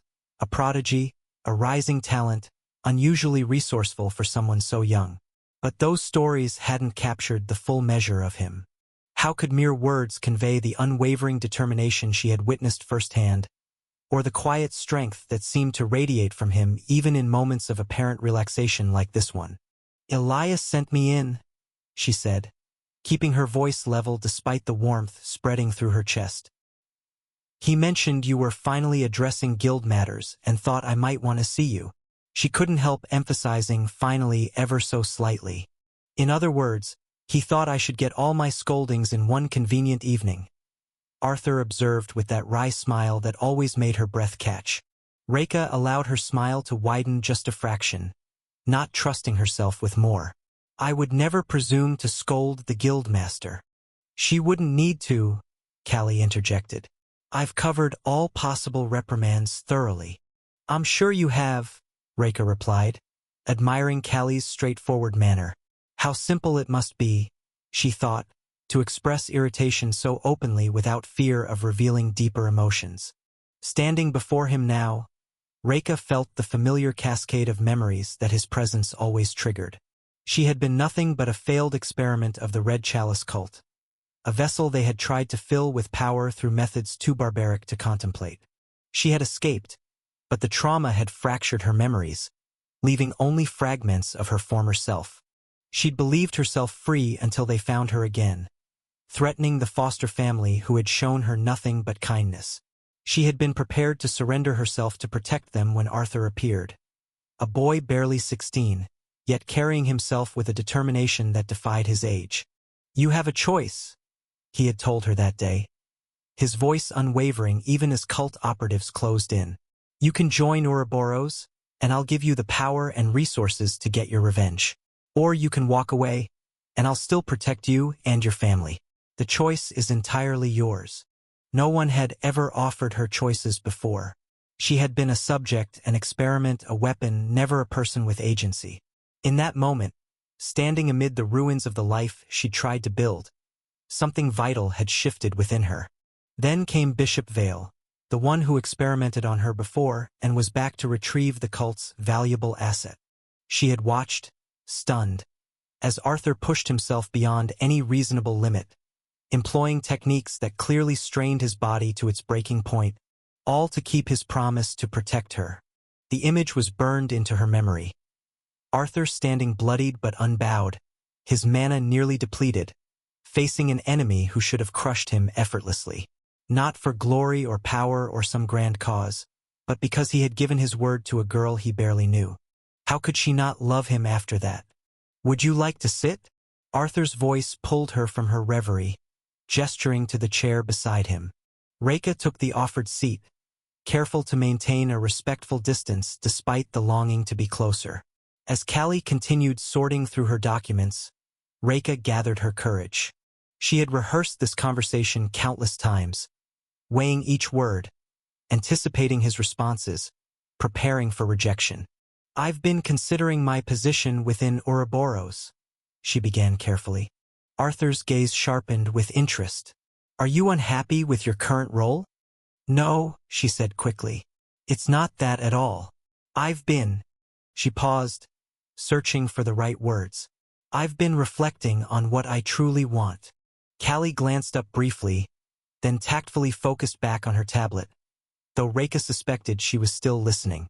"When you saved me from the cult," Rekha continued, her voice steady despite her racing heart, "you offered me power for revenge. But that's not what I want anymore." She watched Arthur's expression, searching for any hint of disappointment or confusion. Finding none, she pressed on. "I want to be your sword, Arthur." The words hung in the air between them.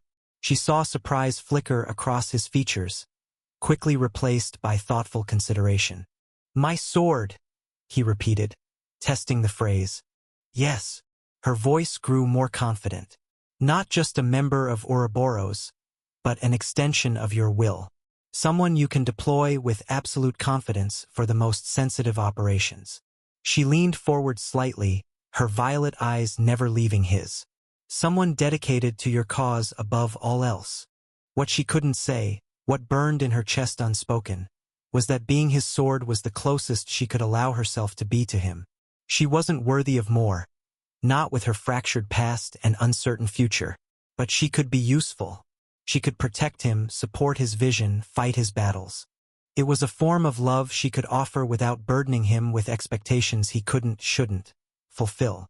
"May I ask why?" Arthur's voice was gentle, curious rather than dismissive. Rekha took a breath. "Because you saved me when you had no obligation to do so. Because you risked your life against Bishop Vale when any rational person would have retreated." She kept her tone even, professional, though her heart raced. "And because I believe in what you're trying to accomplish." She didn't add, "Because I love you in ways I have no right to express. Because serving you gives purpose to a life that was never meant to be my own. Because standing in your light is the closest thing to belonging I've ever known." Arthur studied her for a long moment, his expression unreadable. She resisted the urge to look away from the intensity of his gaze, forcing herself to remain still under his scrutiny. "Being my sword would mean facing danger," he said finally, "potentially confronting elements of the Red Chalice cult again. I'm aware. And it's what you truly want? Not because you feel indebted, but because it aligns with your own goals." "Yes," she answered without hesitation. "It's what I want." Another moment of silence stretched between them before Arthur nodded. "Then I accept your offer, Rekha." His expression softened slightly. "Though I hope you understand that a good sword must occasionally question the hand that wields it. Blind loyalty isn't what Ouroboros or I need." Relief washed through her, followed by quiet determination. "I understand. I won't hesitate to speak my mind when necessary." The tension that had been building in her shoulders eased somewhat. This was enough. This had to be enough. "Now," Arthur said, "tell me about your studies. Elias mentioned you've been excelling at the Tower of Magic." The shift to a lighter topic allowed Rekha to breathe more freely. "The instructors have been supportive, despite my unusual background." She couldn't help the note of pride that crept into her voice. "My usage of my gift have advanced considerably in the past few months. It had been a grueling process. hours spent in isolation chambers, practicing her gift. But she had persevered, driven by a determination that surprised even her. "And the transfer application?" Arthur asked. "Any news?" The question made her heart flutter unexpectedly. He had remembered. Of course he had remembered. Arthur Nightingale rarely forgot details. But the fact that he cared enough to ask sent a warm current through her chest. "I've been accepted," she said, unable to completely mask her satisfaction. "Fourth-year placement at Slatemark Academy, beginning next semester."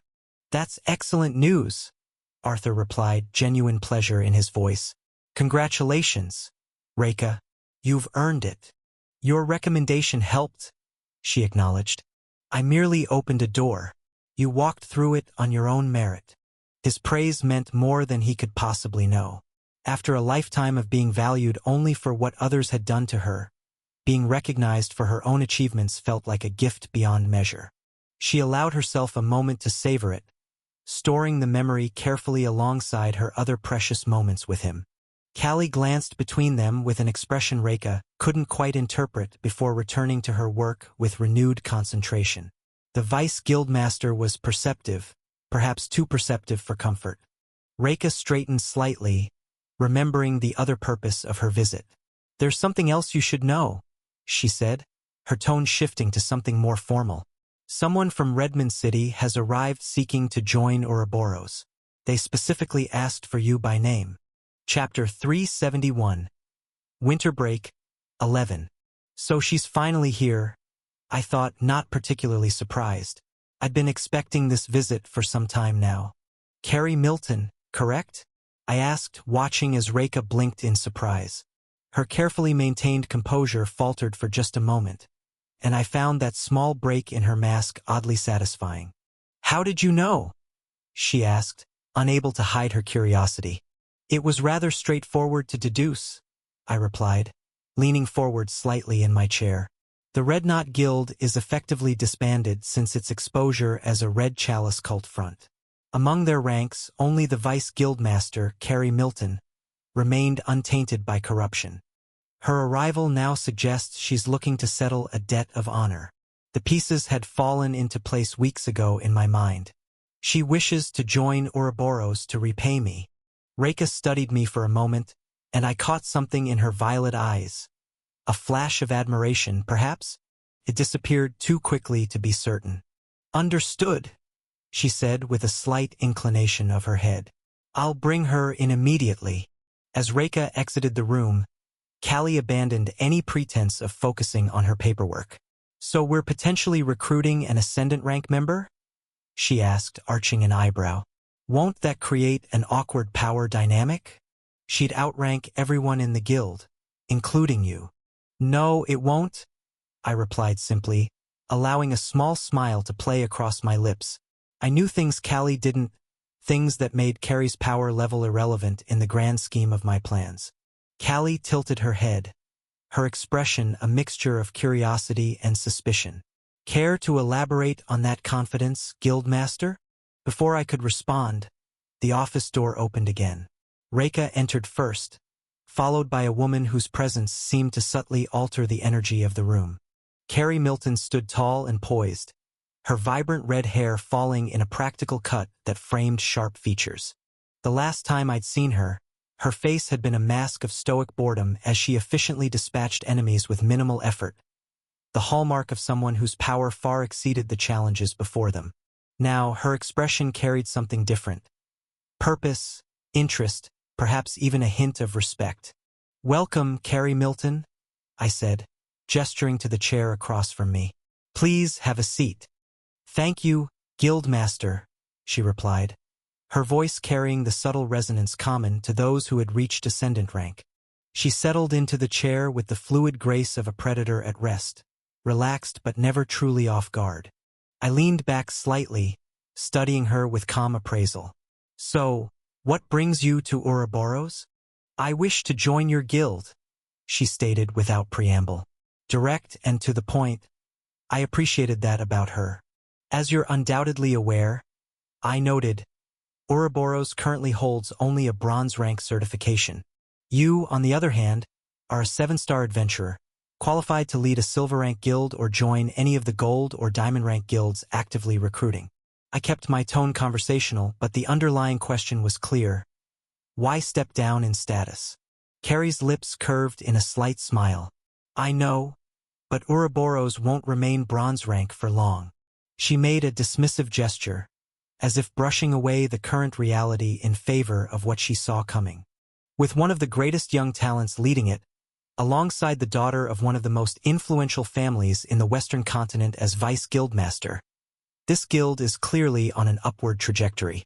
I narrowed my eyes slightly, not entirely satisfied with her assessment. Not just upward, I corrected, allowing an edge of steel to enter my voice. We will reach the absolute peak.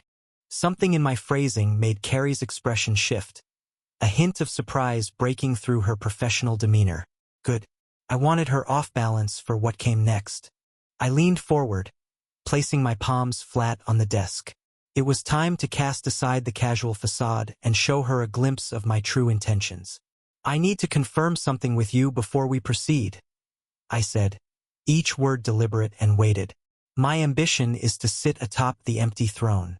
Knowing that, are you still willing to join this guild?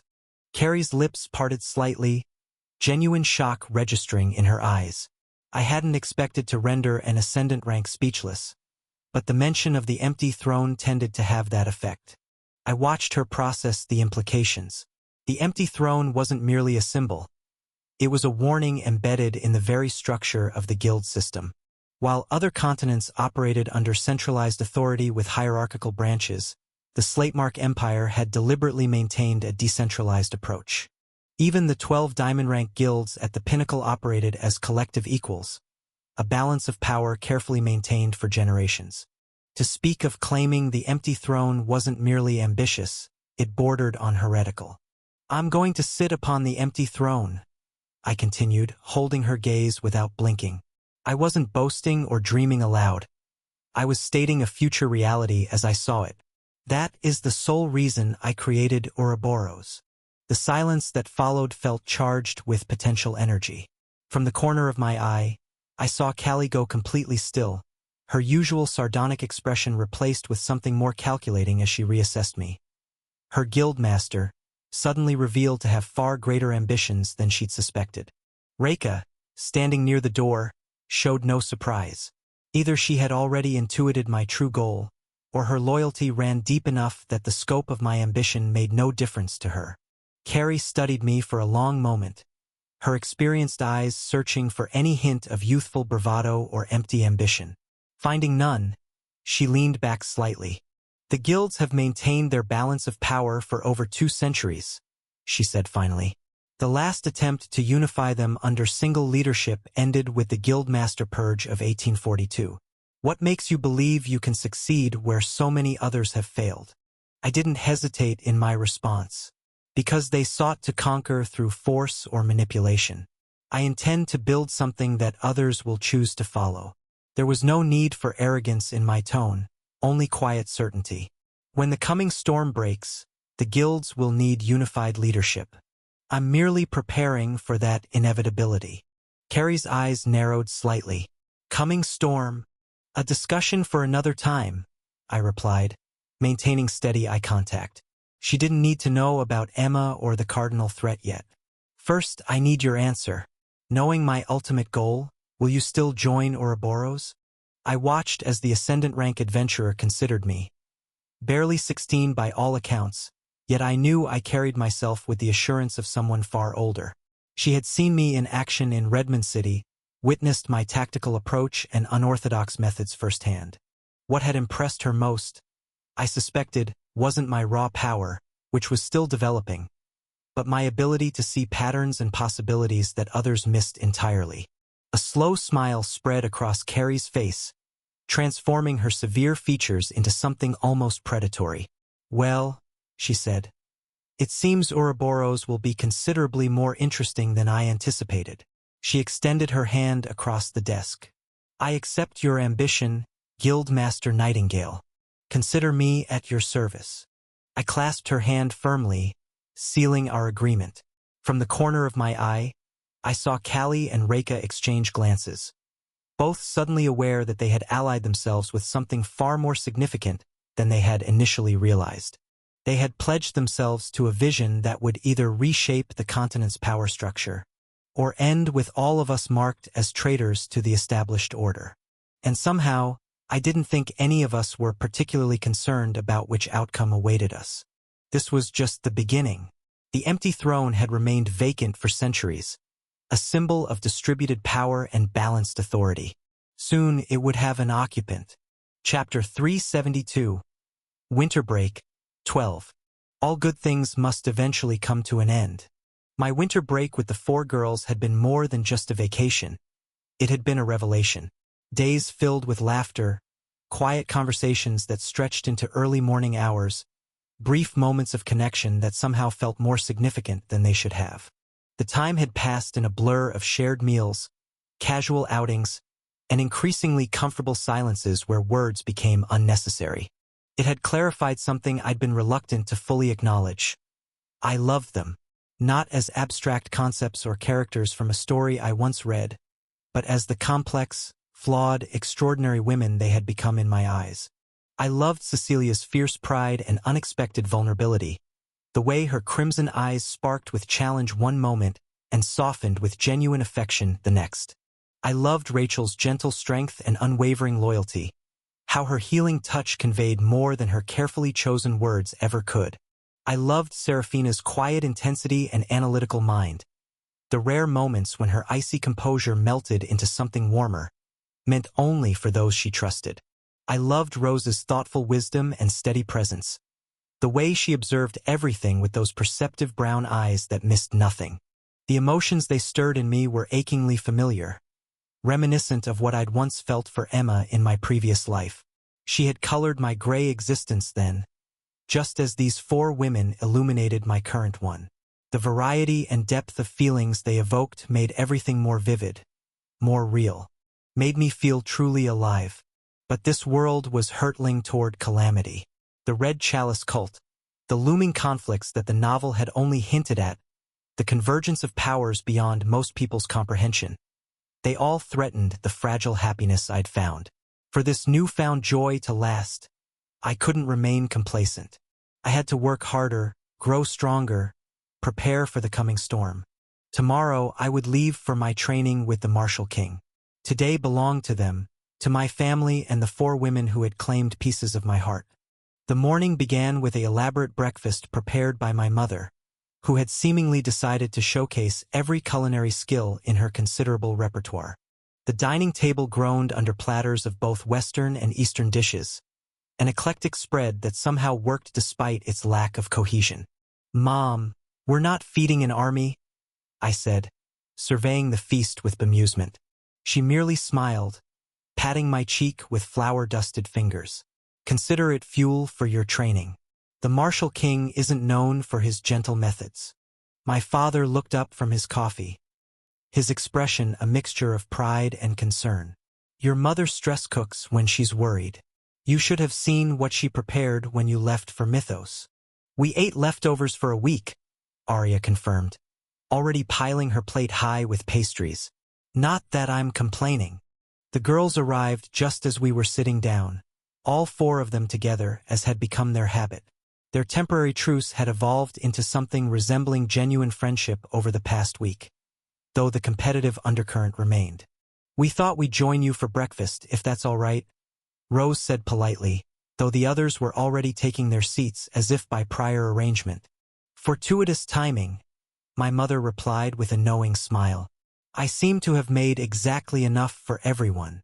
Cecilia surveyed the spread with appreciative eyes. "Lady Alice, you've outdone yourself. This rivals the Imperial Kitchen's best efforts." "Flattery will get you everywhere," my mother replied, clearly pleased. "Though I suspect you're familiar with that concept, Princess Cecilia." "I have no idea what you mean," Cecilia said with mock innocence, catching my eye across the table with a mischievous smile that made my heart skip. Breakfast flowed into a day that seemed determined to pass too quickly. My father had taken the day off work, a rare occurrence that underscored the significance of my departure. and suggested a family outing to the city's renowned botanical gardens. The winter exhibition is supposed to be spectacular, he explained.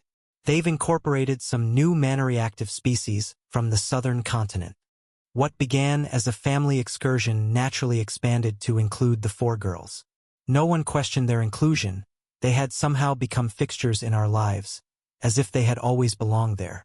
The gardens were indeed spectacular. Vast greenhouses filled with plants that defied the winter season outside, some glowing with inner light, others moving with apparent sentience as we passed. In one particularly secluded section filled with luminescent blue flowers, I found myself momentarily alone with Rachel. "It's beautiful," she said softly, watching as a blossom responded to her proximity by pulsing more brightly. "Reminds me of the healing gardens in the Eastern Temple." "Do you miss it?" I asked. "Your home." She considered the question seriously, her sapphire eyes reflecting the ethereal blue light around us. "Sometimes, but home isn't always where you're from." Her hand found mine, fingers intertwining with gentle pressure. "Sometimes it's where you choose to be." The simple honesty in her words made something tighten in my chest. Before I could respond, there was a deliberate cough from behind us. "If you two are finished with your private tour," Cecilia said, her tone light but her eyes narrowed slightly, "the others are waiting at the central pavilion." Rachel didn't release my hand, instead offering a serene smile. "We'll be right there." The day progressed with similar moments of connection. Serafina discussing mathematical theories with my father, Rose helping my mother identify rare herbs in the medicinal garden, Cecilia challenging Arya to increasingly ridiculous dares among the exotic specimens. I moved between these vignettes, savoring each interaction, storing memories against the coming separation. As evening approached, we returned to the penthouse for a final dinner together. The atmosphere was lighter than I'd expected, filled with stories and laughter rather than the melancholy I'd anticipated. Even Arya seemed determined to make the most of our last night, setting aside her usual teasing to share genuinely funny anecdotes from her time at Slatemark Academy. After dinner, as my parents and Arya retired to give us some privacy, the five of us moved to the balcony overlooking the city. The night was clear, stars visible despite the urban lights below, the air crisp with winter's lingering chill. "So," Cecilia said, breaking the comfortable silence that had settled over us, "are you going to write to us while you're being tortured by the Martial King? Or will we have to storm his fortress to check you're still alive?"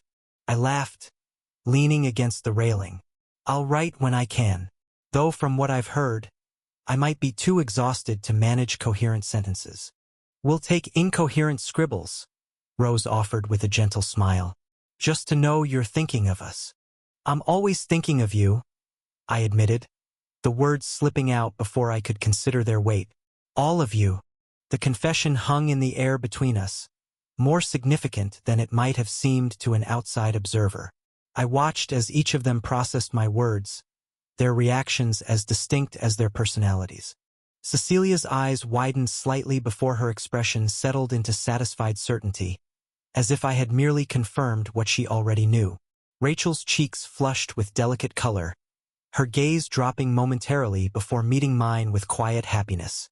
Serafina remained outwardly composed, but I caught the subtle softening around her eyes that betrayed her true feelings. Rose's smile deepened, reaching her eyes in a way that transformed her entire face. "We know," Serafina said simply, speaking for all of them. "Just as you know we think of you." The conversation shifted to lighter topics after that. Plans for the coming semester, predictions about new students, theories about the training the Martial King might inflict upon me. But the undercurrent of my confession remained, coloring every word and glance that followed. As the night grew later, we moved inside, settling in the living room with its panoramic views of the city. The girls had gradually migrated closer throughout the evening, until we formed a tableau that would have raised eyebrows in more formal settings. Cecilia leaning against my right side, Rachel nestled against my left, Serafina seated at my feet with her head resting lightly against my knee, and Rose perched on the arm of the sofa, her fingers occasionally brushing my shoulder. "We should go," Rose said eventually, though she made no move to rise. "It's getting late." and you need rest before tomorrow. Stay, I said, the word emerging as little more than a whisper. I cleared my throat, attempting a more casual tone. I mean, it's our last night. There's no point in separating now. No one disagreed. No one moved. The city lights continued to glimmer beyond the windows, time slipping away in quiet conversation and meaningful silences.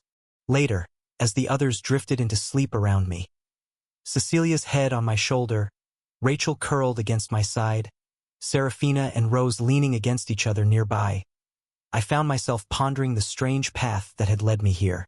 From a previous life reading about these characters to now loving them as real people. From an ordinary existence to one filled with power and purpose beyond anything I could have imagined. All good things must eventually end, but some endings were merely transitions to beginnings. Tomorrow I would leave for training, growing stronger to protect what I had found. The coming months and years would bring challenges that would test all of us. Dangers that the novel had only hinted at, choices that would determine not just our fates but those of many others. But for tonight, in this moment of perfect stillness, surrounded by the people who had given my second life meaning and purpose, I allowed myself to simply exist in the present. To feel the weight of Cecilia's head on my shoulder, the gentle rhythm of Rachel's breathing, the quiet presence of Serafina and Rose nearby. Tomorrow would come soon enough with all its demands and dangers. Tonight was ours, a perfect memory to carry forward into whatever awaited us. Chapter 373, Marshal King 1. The morning arrived too soon, daylight filtering through the curtains and gently pulling me from sleep. For a moment I remained still, acutely aware of the four women who had somehow managed to arrange themselves around me during the night. Cecilia's golden hair was spread across my chest. Rachel curled against my right side. Serafina had claimed my left arm, and Rose had nestled against my shoulder. Their peaceful expressions made the prospect of leaving all the more difficult. I carefully extracted myself, a maneuver requiring dexterity and patience, and slipped away to prepare for the day ahead. By the time I emerged from the shower, they were awake, the dreamlike quality of the night before replaced by the stark reality of my imminent departure. "What time are you meeting the Marshal King?" Rachel asked, attempting to keep her tone casual as she smoothed her rumpled clothing. 10 o'clock at the Imperial Grand Hotel, I replied, checking my packed bag one final time. He was very specific about the location. Apparently, he maintains a private suite there whenever he's in the city. Cecilia raised an eyebrow. The Imperial Grand? That's practically a fortress with room service. The security systems there are designed to accommodate visiting dignitaries and royalty. She smiled, though it didn't quite reach her eyes. At least we know you'll be safe before he attempts to kill you with training. How reassuring, I deadpanned, but returned her smile. Breakfast was a subdued affair compared to the previous day's feast. My mother had prepared something simple but hearty, training fuel, she called it, while my father reviewed the details of my transportation and accommodations with the precision of someone attempting to control what little he could. "The car will be waiting downstairs at 9:30, he said, passing me a sleek black card. "This gives you access to the emergency fund if needed. I've also arranged for your regular allowance to be transferred weekly." "Dad, I'll be fine," I assured him. "The Marshal King is providing room and board. I probably won't have time to spend money anyway." He nodded, his expression betraying the concern he was trying to hide. Just in case. The world can be unpredictable. If only he knew just how unpredictable it would become. Arya, surprisingly, had been up early to join us for breakfast. She picked at her food, uncharacteristically quiet until she suddenly blurted out, "You'd better not come back all mysterious and cryptic. I hate it when people train with masters and return speaking in riddles."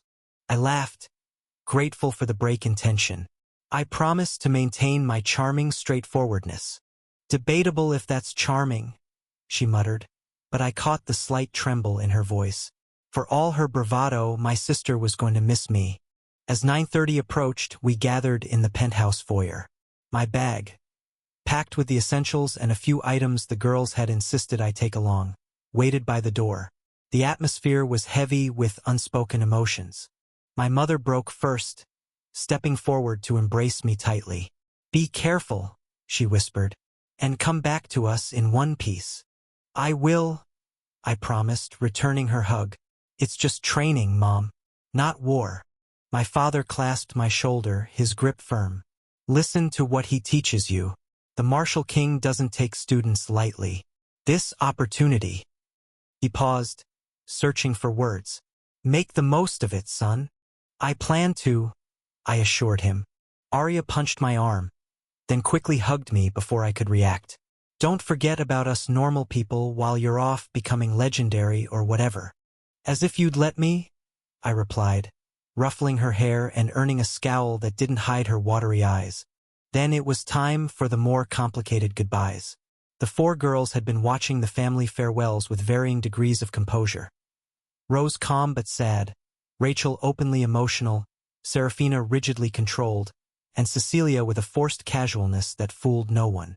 "We'll walk down with you," Cecilia announced, brooking no argument as she took my bag before I could protest.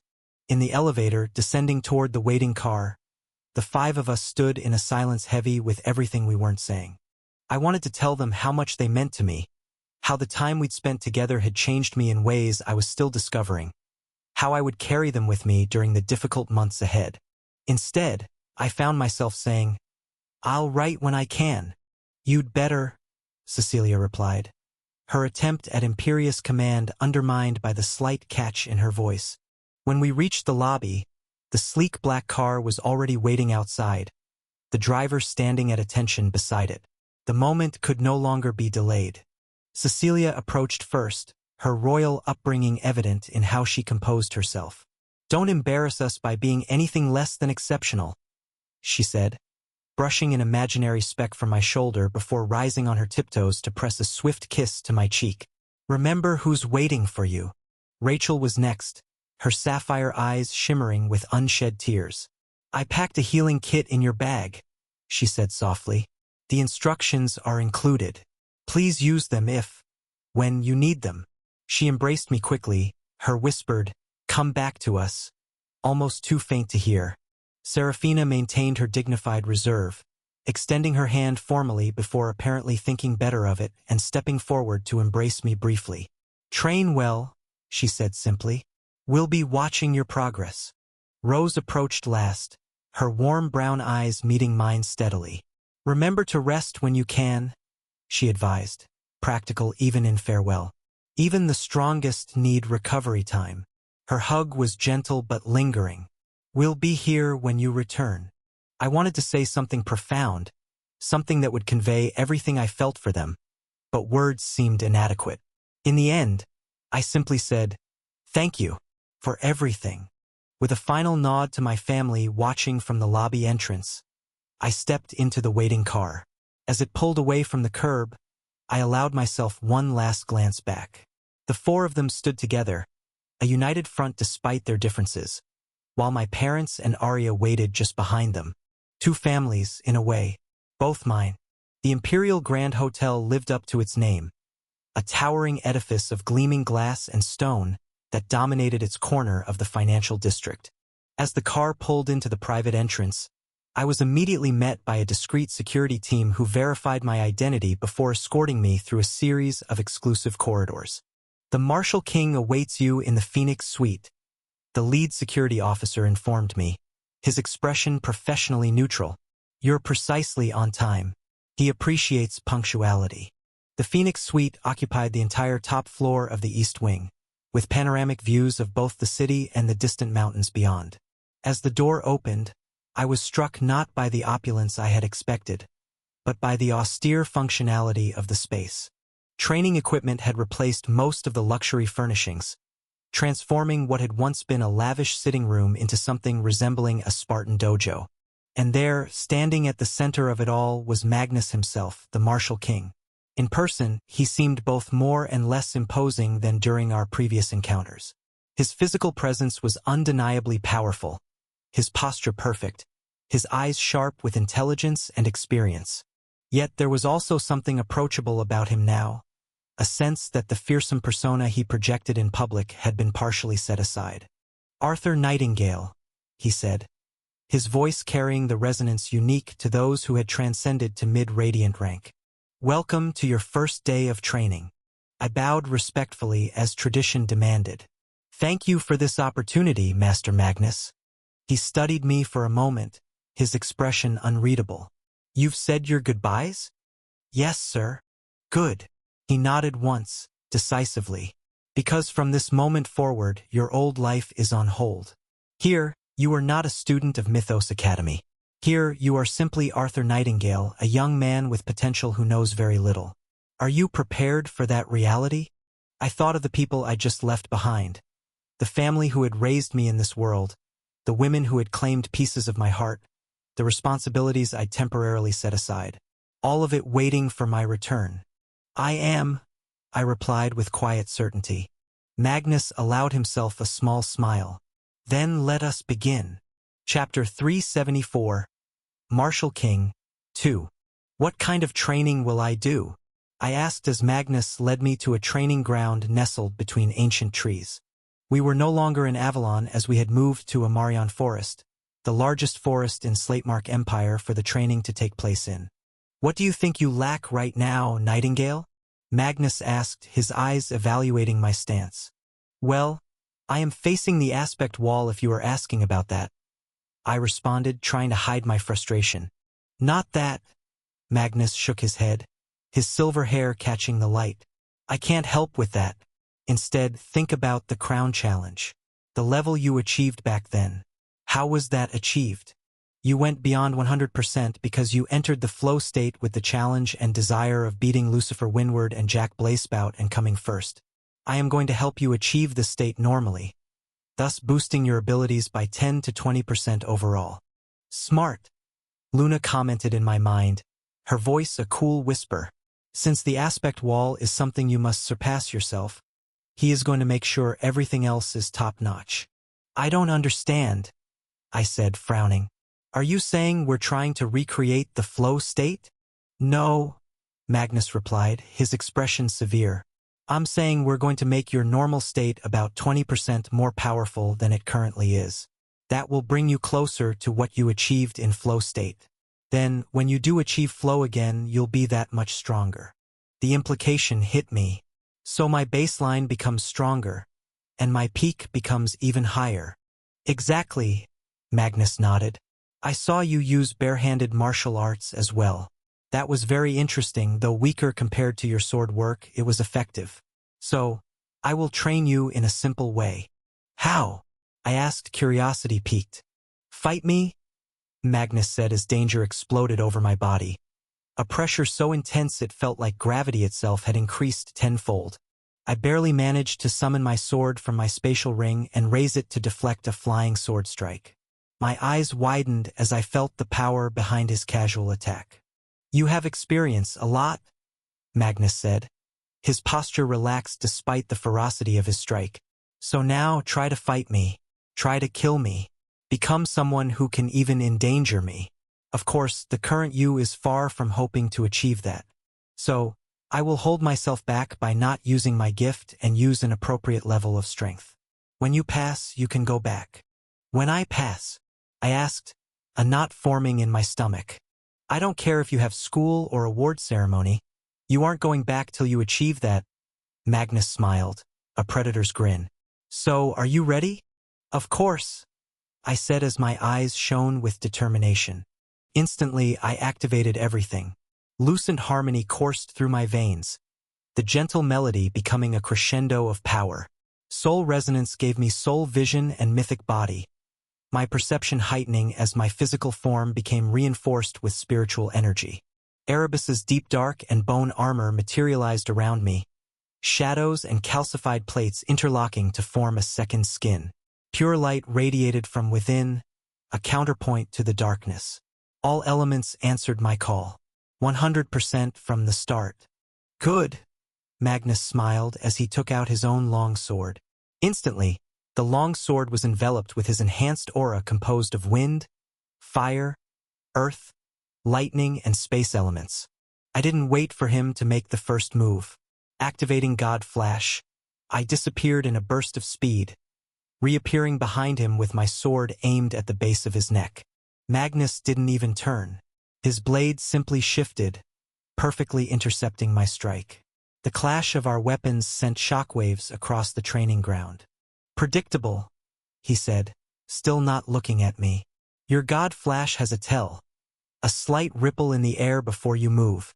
I gritted my teeth and transitioned into Tempest Dance technique, my grade 5 art. My body became a whirlwind of motion, each strike flowing into the next, my sword a blur of deadly arcs and thrusts. The technique started slow, almost deceptively so, but each successive movement built upon the last, momentum accumulating with every strike. Magnus parried each attack with minimal movement, his blade finding perfect counterpositioning against mine, not wasting an ounce of energy. "Your technique is good," he commented as he deflected a thrust. "But you're too reliant on the pattern. You need to feel the flow of combat, not just execute memorized sequences." As if to demonstrate, he suddenly switched from defense to offense, his sword becoming a silver flash. I raised my bone armor to block a strike I couldn't dodge, only to feel the force of it radiate through my entire body, cracking the calcified plates. Knocked off balance, I tried to compensate by channeling earth energy to stabilize my footing, but Magnus was already there, his blade a whisper from my throat. "Dead," he announced calmly. I backed away, reassessing. Swordplay wasn't working. Time to switch tactics. Dismissing my sword, I shifted to CQC, my hands glowing with concentrated fire and lightning.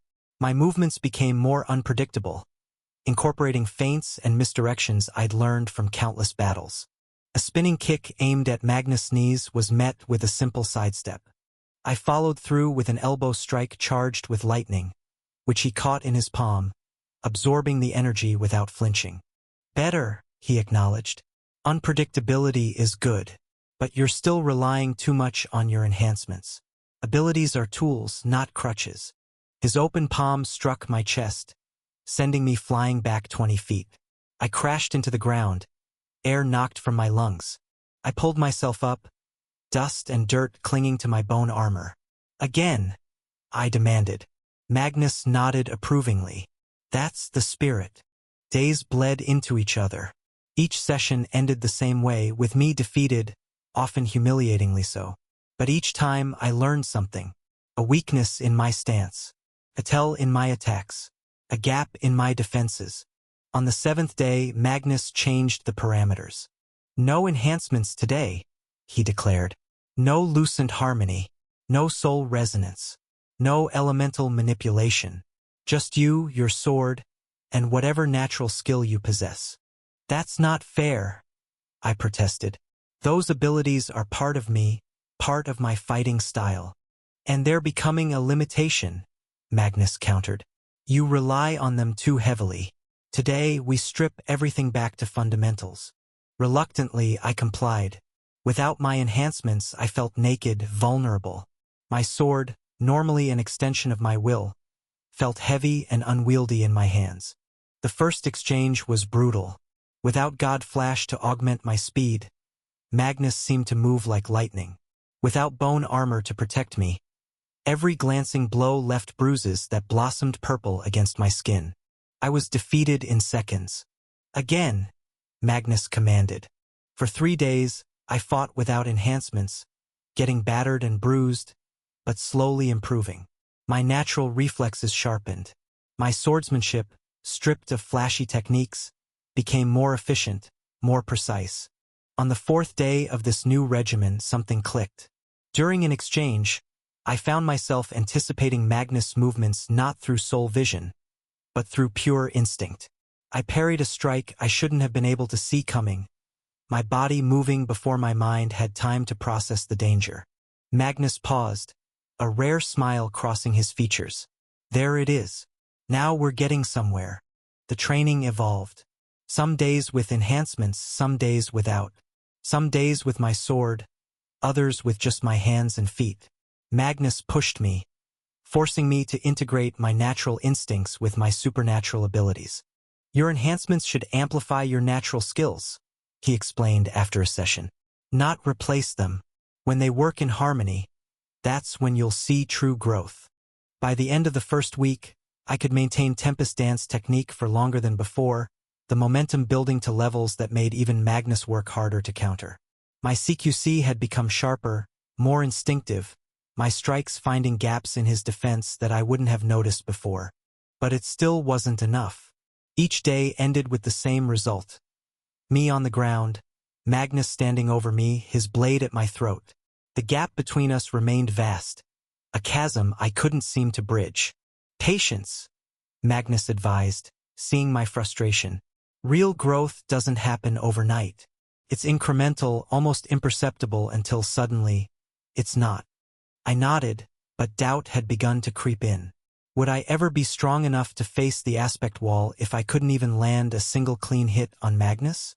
Chapter 375, Martial King 3. The second week began with a new approach. Magnus stood before me, his sword sheathed, arms crossed. Today we fight with intent, he said. Not just technique, not just ability, but purpose. What drives you, Nightingale? What makes you fight? The question caught me off guard. I fight to protect, I answered after a moment. To become stronger so I can safeguard those I care about. Magnus shook his head. That's a noble sentiment, but it's not enough. During the Crown Challenge, you weren't fighting to protect. You were fighting to win, to prove yourself, to surpass others who thought themselves better than you. There was fire in your soul then. I need to see that fire now. His words struck a chord. He was right. In the challenge, my motivation had been different. More primal, more selfish perhaps, but also more powerful. So what do you suggest? I asked. Magnus drew his sword. Fight me like you fought them. Like your pride is on the line. Like you have something to prove. I activated my abilities, feeling the familiar surge of power. But this time I channeled something else alongside it. The burning desire to win, to prove my worth, to show Magnus and myself that I was more than just a student with potential. Our blades met with a clash that echoed across the training ground. This time there was a different quality to our exchange. Not just physical but emotional. Each strike carried my determination, my frustration, my pride. Tempest Dance technique flowed from my hands, each movement building upon the last. The first strike was parried easily, as were the second and third. But by the sixth, Magnus had to shift his stance to maintain his balance. By the 10th, he was actually giving ground. Better, he called out, a gleam in his eye. Much better. But it still wasn't enough. After 30 exchanges, he found an opening in my pattern and exploited it. His blade coming to rest against my ribs. Dead, he announced, but there was respect in his voice. But you're improving. Let's continue.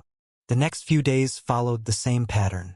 I fought with everything I had, pushing myself to the limit each time. And each time, I lasted a little longer before Magnus found a way through my defenses.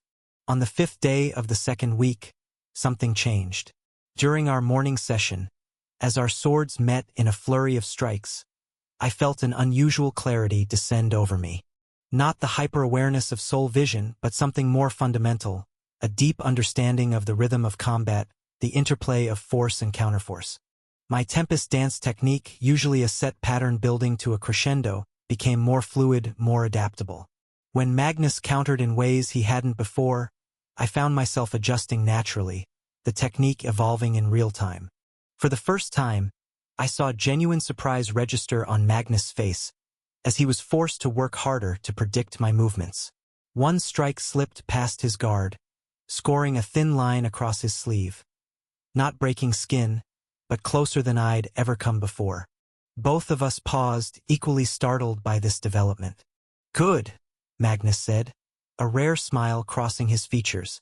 Very good. You're starting to understand. He didn't even bleed, Luna commented dryly in my mind. But it's progress. Progress indeed. By the end of that day, I had managed to score 3 more near hits, each one forcing Magnus to exert himself more than before. Your baseline is increasing, he observed as we cooled down. Not dramatically, but noticeably. About 15% improvement in raw power and technique integration, I'd estimate. Not enough, I said, frustration edging my voice. You said 20% was the goal. Patience, Magnus counseled. We're not done yet. The third week brought a new challenge. Magnus would no longer announce when our sessions began. He would attack without warning, forcing me to react instantly, without the luxury of preparation. The first such ambush came as I was meditating at dawn. One moment, I was alone with my thoughts. The next, a blade was whistling toward my head. Pure instinct saved me, my body rolling away before my mind had fully registered the danger. Good reflexes, Magnus commented as I scrambled to my feet, summoning my sword. But reflexes alone won't save you. He was right. Despite my initial escape, the subsequent exchange ended quickly with his victory. But the lesson was valuable. Combat rarely announces itself politely. Real battles begin in chaos. Similar ambushes continued throughout the week. During meals, during rest periods, even once as I was bathing in a nearby stream, a particularly humiliating defeat. Each time, I improved my reaction time, my ability to transition from peace to combat in a heartbeat. By the end of the third week, something fundamental had changed in my approach to fighting. I was no longer thinking about individual techniques or abilities. They had become integrated parts of a seamless whole rather than separate tools to be deployed sequentially. During our final session, as Magnus and I circled each other under the light of a full moon, I felt the culmination of all those weeks of brutal training. My stance was more natural, my grip on my sword more assured. My abilities activated without conscious thought, flowing together in harmony. When Magnus attacked, I met him with a counter that incorporated elements of Tempest Dance but deviated from its usual pattern, adapting to his specific approach. The momentum built as it always did, but now it felt more controlled, more directed. For the first time, our exchange continued past 50 strikes without either of us gaining a clear advantage. My enhanced senses worked in concert with my natural instincts, allowing me to anticipate Magnus' movements with unprecedented accuracy. When I finally saw an opening, a millisecond delay in his recovery from a particularly complex maneuver, I didn't hesitate. My blade darted forward, faster than I'd ever moved before, and drew a thin line of blood across his forearm. Magnus jumped back, his eyes wide with surprise, then narrowed with calculation. With a nod of acknowledgement, he pressed his attack with renewed vigor, forcing me onto the defensive once more. But something had changed. The intimidation I'd felt since our first encounter had diminished.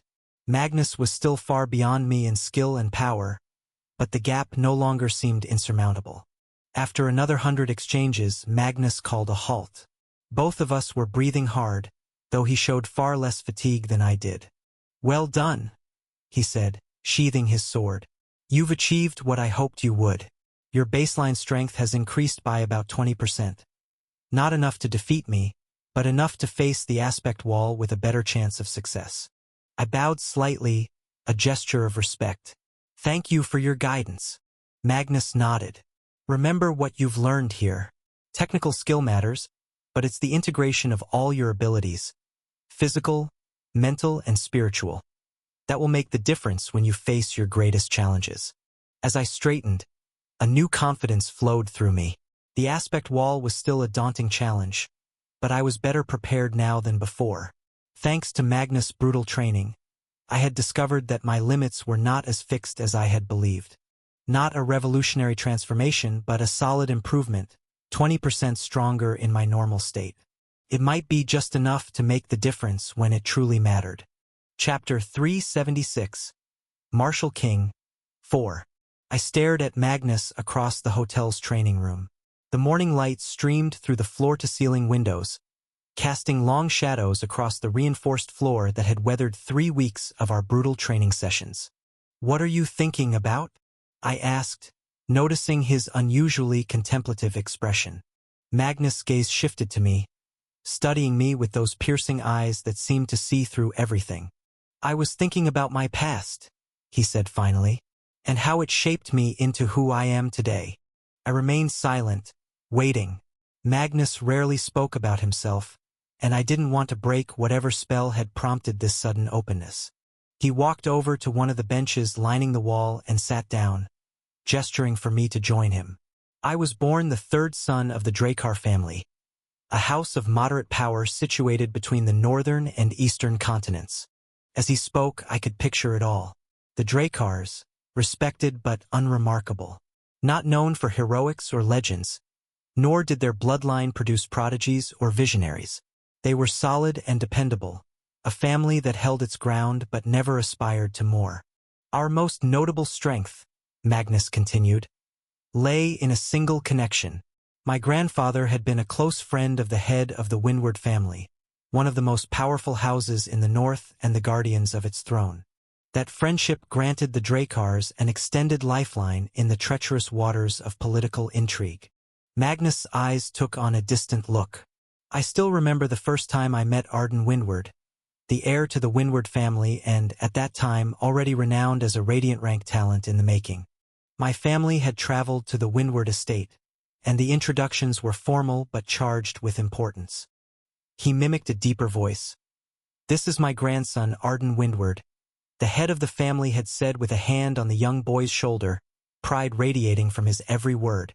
Magnus' lips twitched in what might have been a smile. My parents and I bowed low. "It is an honor to meet the Prince of the North," we said in unison, our voices careful, deferential. He fell silent for a moment, lost in memory. Arden stepped forward, offering his hand with a smile that seemed effortless, magnetic. I took it, shaking with more respect than confidence. His grip was firm, steady, a harbinger of the strength he would one day wield. I listened, fascinated by this glimpse into Magnus' past. The legendary Magnus Dracar had once been just a boy, awed by another's potential. "Those were good days," Magnus said, his voice carrying a quiet mix of admiration and bitterness. Arden, for all his innate brilliance, was approachable and kind. We both loved swordsmanship, and that shared interest forged a tentative bond between us. But there was no denying the gulf between us, a chasm carved not just by talent but by fate.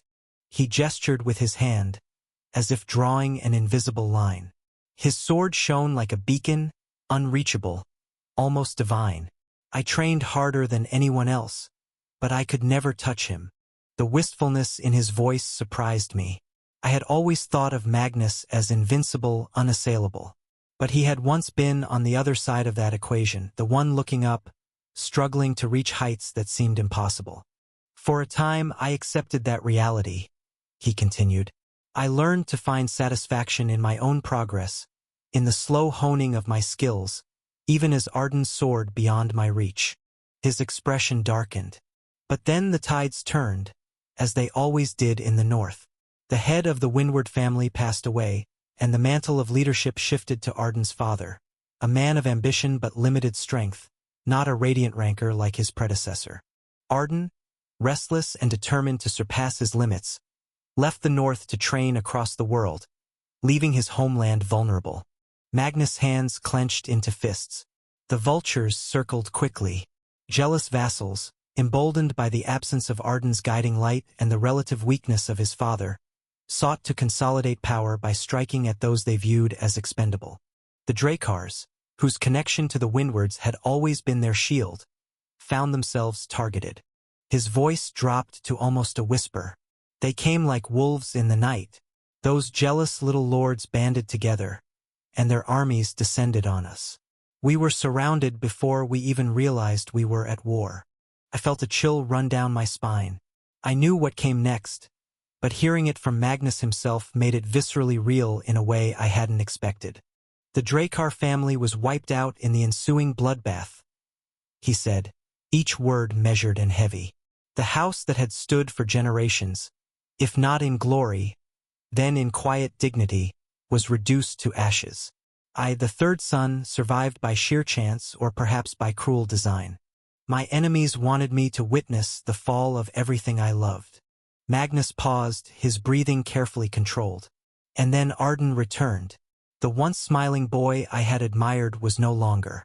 Arden was now a warrior, hardened by his travels and wielding a power that dwarfed anything I had ever seen.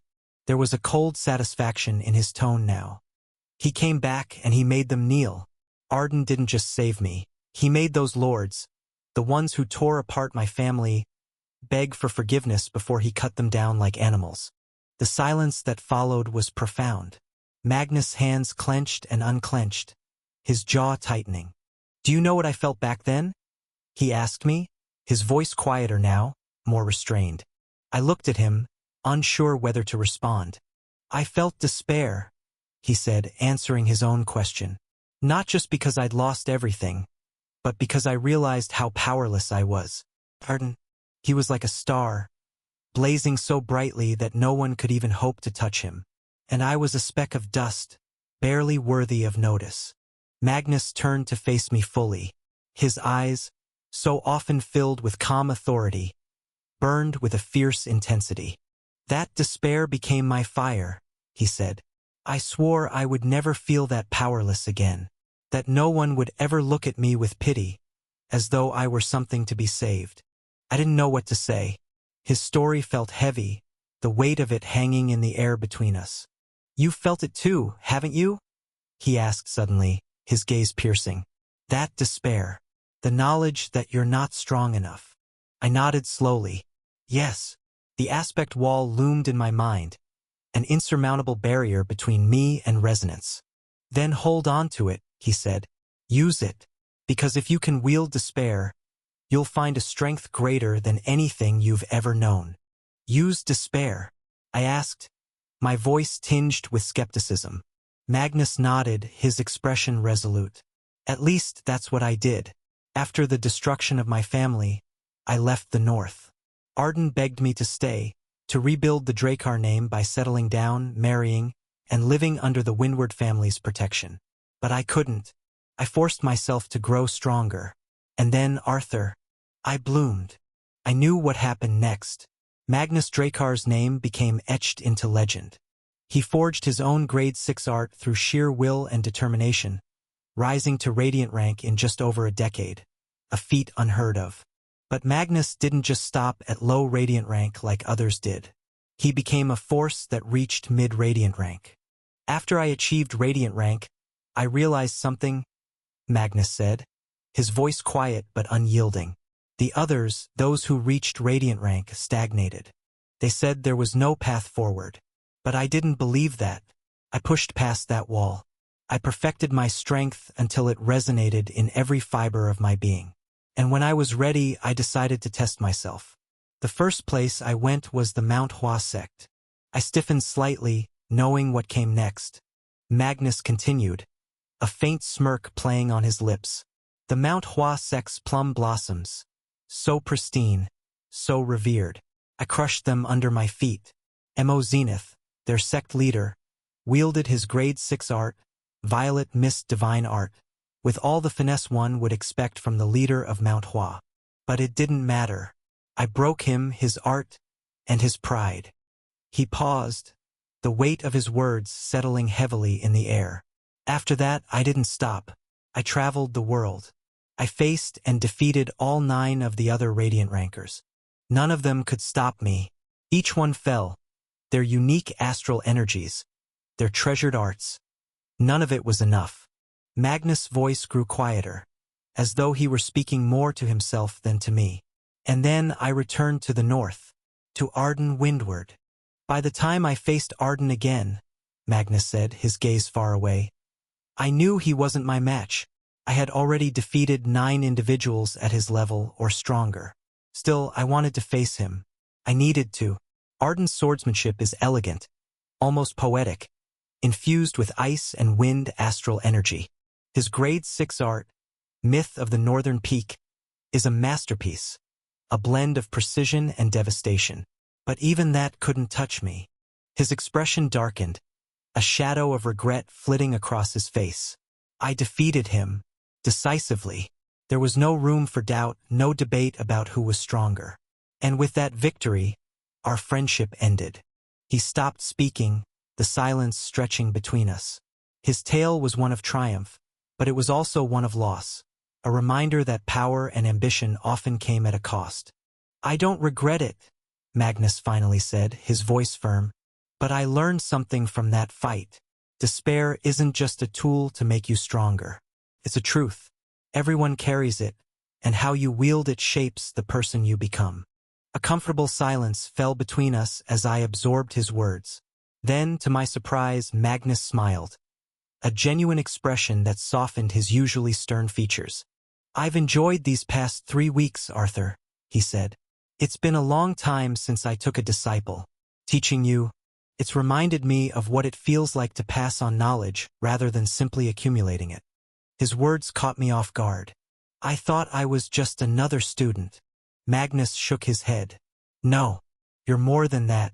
I see something in you, a potential that reminds me of myself. That's why I've pushed you so hard. That's why I'll continue to train you." He stood up, his tall frame casting a long shadow across the training room floor. "You will be my greatest masterpiece, Arthur. The aspect wall that's holding you back from resonance? You will break through it. And when you do, you'll understand what I mean about despair becoming strength." I stood as well, feeling a strange mix of pride and trepidation at his words. "I won't let you down." "No," Magnus agreed. "You won't. Because I won't allow it." There was no threat in his words, only absolute certainty. "Our time together this winter break is ending, but your training is not. When you return to school, carry these lessons with you. Practice what I've taught you. And when we meet again, show me how much stronger you've become." He extended his hand, just as Arden Windward had once extended his to a young Magnus.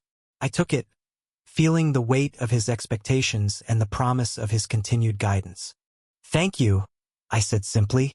Magnus nodded once. "Tomorrow, you return to your normal life. But remember, Arthur, normal is just what you make of it. Push beyond your limits every day. That's how you'll surpass the aspect wall." "He's right," Luna's voice whispered in my mind.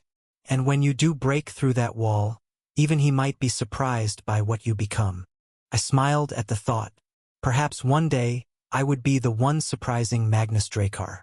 For now, though, I was content to learn from him, to absorb the wisdom of a man who had turned despair into legendary power. Chapter 377. Medal for Merit 1. The Medal for Merit. A prestigious decoration bestowed by the Emperor of the Slatemark Empire upon those who had rendered exemplary service or achieved feats of outstanding valor. It was not handed out lightly, but reserved for moments when an individual's actions tipped the scales in moments of grave consequence. In my case, the honor was granted for defeating a demon baroness during the Mythos Academy midterms and thus saving 2 princesses of the world. It was a symbol of recognition, a tribute that would be broadcast across the globe. "We're proud of you," my father said, his voice steady, pride glimmering in his eyes as I adjusted my suit. I met his gaze, feeling the warmth of familial pride, and then turned to my mother, who was fussing with the final adjustments on my collar. Her touch was gentle, methodical, and spoke of a worry that only mothers knew how to convey without words. "You look handsome, big brother," came Aria's voice from the doorway. My sister, younger than me by just a year, leaned against the frame with arms crossed, trying to look nonchalant despite the pride evident in her eyes. Her dark hair, so similar to mine, was pulled back in an elegant style that made her look older than her 15 years. She stepped forward, straightening my already straight tie with unnecessary precision. "Try not to trip on stage," she teased. But the gentle squeeze she gave my arm betrayed her true feelings. My mother stepped back and looked me over, a smile creasing her lips. "There, now you look the part of a hero," she said with a teasing glint that barely hid her emotion. I chuckled, more for their sake than mine, and glanced at the polished reflection in the mirror. The man staring back wore the sharp uniform with an ease I didn't truly feel. At my core, I was selfish. I acted for myself, followed my desires. I saved people because I wanted to, loved those I loved because it made me feel alive, and fought to protect this world to ensure a future for me and my loved ones. I wasn't a hero like Lucifer Windward, and that was fine. I didn't have to be. A hero alone wouldn't be enough to save this world. But I would do it my way on my terms. Steeling my resolve, I stepped out of my room just as an attendant's knock echoed against the door. To my surprise, waiting for me in the corridor was Cecilia. She stood like a vision in crimson, the color matching her eyes and casting a warm glow against her skin. A ruby necklace rested elegantly at her collarbone, catching the light and shimmering with a subtle intensity. She was radiant, with a smile that spoke of mischief and triumph. "Well, come along, Art," she said, her voice playful and rich with confidence. I glanced around, noting the absence of Serafina, Rachel, and Rose. Clearly, there had been a silent contest, and Cecilia had won this particular battle. The realization tugged a smirk from my lips as I reached for her outstretched hand. "Lead the way," I replied, matching her playful tone. The hall was grand, more so than I could have imagined. Chandeliers of pure crystal refracted the warm glow of enchanted lights, casting splintered rainbows across the polished marble floors. Noblemen and women adorned in their finest silks and brocades filled the chamber, their eyes all drawn to the central dais where Emperor Quinn Slatemark sat with an air of regality and command. The whispers stopped as I stepped inside, Cecilia's hand slipping from mine as I made my way down the aisle. I could feel hundreds of eyes on me, their combined gazes a weight pressing against my back. Yet, I held my head high, each step purposeful until I reached the base of the dais. I knelt, bowing my head to the Emperor. "Arthur Nightingale." Emperor Quinn's voice resonated through the hall, commanding silence and attention. He rose, the rich scarlet of his imperial robes flowing like liquid fire. "For acts of valor and bravery that go beyond duty, for saving the lives of our cherished daughters and defending the honor of the Slatemark Empire, I bestow upon you the Medal for Merit." The polished metal gleamed as he held it up, the hall bathed in a breathless silence. He leaned forward, affixing the medal to my uniform with practiced ease before offering me his hand. I took it, and as we shook, a subtle nod passed between us, a silent acknowledgement of the weight and significance of the moment. The hall erupted in applause, a wave of sound that echoed off the vaulted ceilings. But as the ovation died down, the Emperor spoke again, his eyes fixed on me with a glint of something unreadable. "As promised, we bestow upon you your rewards." An attendant approached, holding a velvet-lined tray with 2 items carefully arranged. The first was a finely embossed key, the pass to the Chamber of Shadows, a place known only in whispers. It was where legends went to shatter their limits, an isolation chamber infused with ancient magic, said to drive its occupants to new heights or madness. And beside it, a sealed document that bore the Emperor's crest. It was simple in appearance but carried a weight known to only a few, an imperial credit voucher. Enough wealth to heavily boost Ouroboros. The Emperor's eyes locked with mine as he spoke. "These are your due, Arthur Nightingale. Use them wisely, for the future holds more trials than glories." I bowed my head, accepting the tray as I absorbed the significance of the moment. The hall once again erupted into cheers and applause, but this time, it felt different. Not as a crowd merely witnessing an event, but as a gathering that understood they were seeing the beginning of something greater than any of them could fathom. After the ceremony, a new sense of purpose thrumming in my veins, I prepared myself for the banquet that followed. The hall beckoned with warm lights and the clinking of crystal goblets, an air of festivity threaded with formality. This banquet, however grand it might appear to most, was a far cry from the scale of Cecilia's birthday celebration. That event had been a dazzling display of wealth and influence, teeming with nobles whose titles were whispered like sacred verses and guests dressed in silks that shimmered like water under starlight. By comparison, tonight's gathering was a shadow, smaller and simpler, yet somehow more sincere in its celebration. The nobles assembled here were fewer in number, their conversations quieter, the laughter softer and more genuine. The grandeur of it all was muted, the opulence less glaring, as if the room itself knew this gathering was not just a display of power but an acknowledgement of true merit. Still, beneath the polished surface, the subtle machinations of courtly life threaded through the crowd.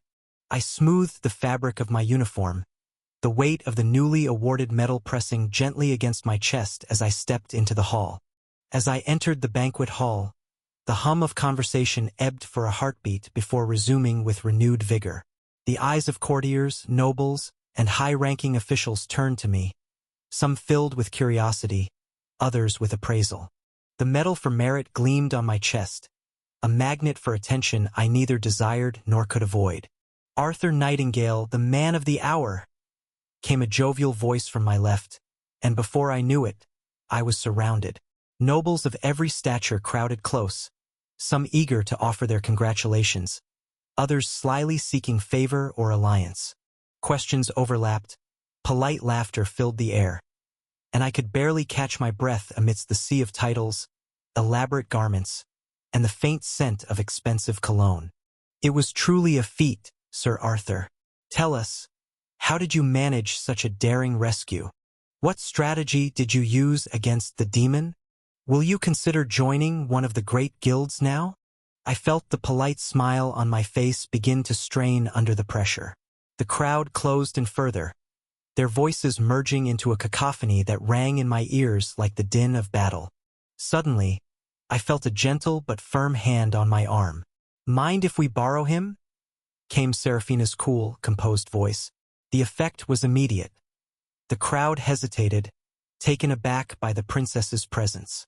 Before anyone could protest, Rachel appeared on my other side, her warm smile masking the sharpness of her eyes. "He did promise us a dance, after all," she added lightly, her golden hair gleaming under the chandelier light, the emblem of the Creighton family subtly embroidered on her gown reminding all of her status as both the Princess of the North and the Saintess. Cecilia appeared a step behind, a knowing smirk playing on her lips. "And it would be unseemly to break a promise to 3 princesses, wouldn't it?" "4, if you'll count me," came a melodious voice as Rose Springshaper stepped forward, her auburn hair cascading in elegant waves down her back, brown eyes warm and steady. As the daughter of Marquis Springshaper, she carried herself with a quiet dignity that commanded respect without demanding it. "Though I may not be a princess by title, I believe I still hold a claim to his time." Chapter 378. Medal for Merit, 2. The nobles stepped back, murmuring amongst themselves as I was shepherded away from the throng by the quartet. I felt a surge of relief wash over me, grateful for the timely rescue. From across the room, I caught sight of Arya, who raised her glass in a mock toast, her eyes dancing with amusement at my predicament. She was deep in conversation with a group of young nobles, no doubt regaling them with embarrassing stories from my childhood. The music shifted, a waltz filling the room with its lilting melody. Seraphina turned to me, her silver hair catching the glow of the chandeliers as she extended her hand. "Shall we?" Her status as the Princess of Mount Hua sect, the greatest sect in the East, lent her an air of serene authority. I nodded, taking her hand as we moved onto the dance floor. Her movements were graceful, each step precise yet effortless.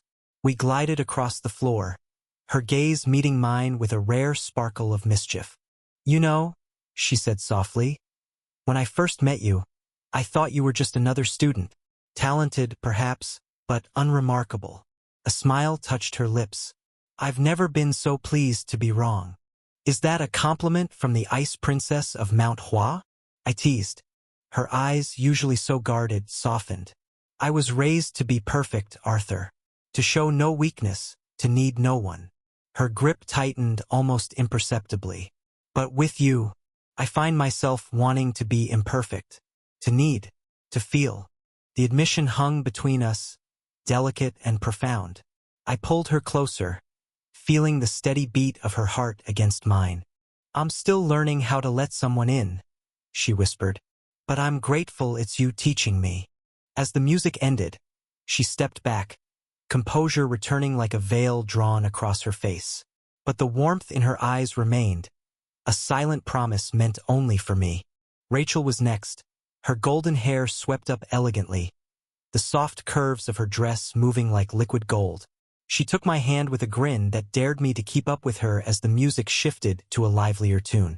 We spun and twirled, the room blurring around us as laughter bubbled between us. She was playful yet commanding, her steps quick and full of joy. You're thinking too much again, she observed, eyes twinkling. I can always tell. A bad habit, I admitted. She laughed, the sound like sunshine breaking through clouds. One of many. And yet, her expression turned thoughtful. In the North, they call me the Saintess. They expect me to be divine, untouchable. She spun under my arm, her movements fluid and natural. But you make me feel human, Arthur. When I'm with you, I'm not the Saintess of the Creighton family or the Princess of the North. I'm just Rachel. And that's who I see, I assured her. Always. She smiled, her eyes reflecting a depth of emotion that took my breath away. My father once told me I'd find someone who would see past the titles, past the power. I didn't believe him. Her voice dropped to a near whisper. Until you. As the dance ended, she pressed a quick, daring kiss to my cheek, her smile radiant as she stepped back. Rose claimed the third dance, her movements flowing like water, calm and unhurried. The daughter of Marquis Springshaper carried herself with a quiet confidence that matched the gentle strength in her eyes. You look more relaxed now, she observed, her voice a soothing balm. Good. You've been carrying too much tension. I smiled ruefully. Nothing escapes your notice, does it? Very little, she agreed, her brown eyes warm with understanding. Especially when it comes to you. Unlike the others, Rose had no grand title or mystical power. Her strength lay in her steadiness, the calm center in the eye of the storm. You know, she said thoughtfully, my mother once told me that love isn't about grand gestures or flowery words. It's about finding someone who makes the ordinary extraordinary. Her gaze met mine, steady and sure. That's what you do, Arthur. You transform the mundane into the magical, not with power or glory, but with your heart. I felt a warmth spread through me at her words. And here I thought I was the one lucky to have found you. Her smile deepened, reaching her eyes. Perhaps we found each other at exactly the right moment. Isn't that what matters? As we moved across the floor, she spoke of her feelings. How they had grown slowly, surely, like the steady turn of seasons. How she had come to love not just the hero everyone saw, but the man beneath, with all his doubts, fears, and dreams. Thank you, I said as the music faded, for seeing me. She smiled, knowing exactly what I meant. Always. Finally, as the night wore on, Cecilia stepped forward, crimson eyes meeting mine with an intensity that sent a shiver down my spine.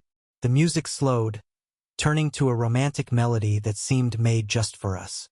I placed my hand on her waist, and she slid hers around my neck, drawing us close. The others have been monopolizing you all evening, she said, a playful accusation in her tone. I was beginning to think I'd need to cause a diplomatic incident to get my turn. I chuckled, the sound vibrating between us. Would you have? In a heartbeat, she replied, not a trace of hesitation in her voice. Her crimson eyes held mine, unflinching and unapologetic. We moved in perfect synchrony, the silence between us speaking volumes. The night deepened, the room alive with revelry. Yet for a moment, it felt as though we were the only two people there. I've never been good at this, she said suddenly, her voice low. Feelings, connections, they seemed unnecessary, distractions from power and ambition. I remained silent, sensing there was more she needed to say. Until you, she continued, her voice taking on a rare vulnerability. You made me question everything I thought I knew about strength, about myself. Could I have ever imagined such a moment with Cecilia? Never. Despite her calculated moves, her strategic flirtations, I'd always held a quiet distance, wary of the sociopathic edge that lurked beneath her charm. But here now she seemed normal, human even. Honestly, these feelings are difficult for me, she admitted, her gaze shifting, vulnerable in a way I'd never seen. I don't like being close to people. Feels intrusive, bothersome. But you're different. Her voice dipped, almost hesitant. From the moment I saw you, it felt like a crime to let my eyes stray. We moved to the rhythm, the music weaving around us like a protective barrier, keeping the world at bay as she spoke. "I never thought love was in my story," she said, a wistful smile gracing her lips. "When I was younger, it seemed foreign, unnecessary. But you, Arthur, you proved me wrong." The confession hung in the air between us, more precious for its rarity. Cecilia Slatemark didn't open her heart easily, if at all. That she had chosen to do so with me was a gift I wouldn't take lightly. "I'm here," I said simply, the words a promise, "for as long as you want me to be." Her smile turned playful again, though the vulnerability remained in her eyes. "Be careful making promises you can't escape, Art. I'm not known for letting go of what's mine." We continued to dance, the world around us a blur. For that moment, her mask had slipped, and beneath it, I found someone I could believe in. The warmth in her eyes was a promise, one that carried hope even amidst the storm of uncertainty that our lives had become. As the night waned, I found myself on a balcony overlooking the Imperial Gardens, a moment of solitude amidst the celebration. The cool night air was a welcome respite from the warmth of the hall. I thought about the 4 women who had chosen to share their hearts with me, each in her own way. Serafina, with her carefully guarded emotions, finally learning to let someone in. Rachel, longing to be seen as herself, not just as the saintess. Rose, finding the extraordinary in ordinary moments. And Cecilia, discovering feelings she never thought she'd have. "Enjoying your moment of glory?" Aria's voice broke through my thoughts as she joined me on the balcony, 2 glasses of champagne in hand. She offered one to me. "Just breathing," I replied, accepting the glass with a grateful nod. She leaned against the railing, her gaze following mine out to the gardens. "You've got quite the collection of admirers in there," she teased, but there was a serious undertone to her words. "For exceptional women, each powerful in her own right. Most men would be overwhelmed." I chuckled. "Most men aren't me." "No," she agreed, her expression softening. "They're not. Which is why they love you, I suppose." "I know," I said simply. "But I'm not alone." Aria smiled, raising her glass in a toast. "No, you're not. To family, both blood and chosen." I clinked my glass against hers, the sound crystal clear in the night air. To family. Behind us, the banquet continued, a symphony of laughter, music, and the delicate dance of politics. But for that moment, standing beside my sister under the vast expanse of stars, I felt a rare sense of peace. Chapter 379. Star of Valor 1. I didn't have much time to rest after the Medal for Merit ceremony. The Slatemark Empire's recognition had barely faded from the headlines when I found myself preparing for a journey to the Western continent. The ruling family there, the Ashbluffs, had decided to bestow upon me their highest honor, the Star of Valor. The award was for allegedly saving the Grand Marshal from the Axe King, though in reality, I had merely piqued the demon contractor's curiosity enough to distract him. The irony wasn't lost on me.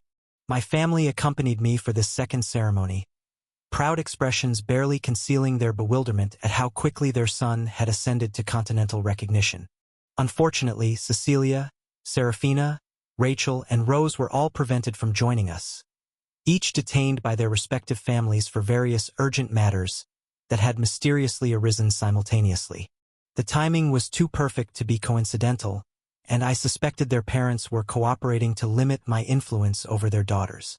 This left me in an interesting predicament as we settled into our accommodations in the Western capital.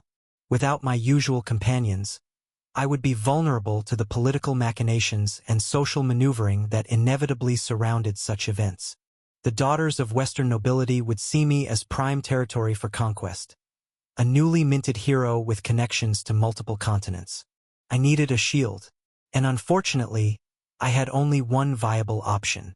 "So, you want me to stay with you to ward off the other girls?"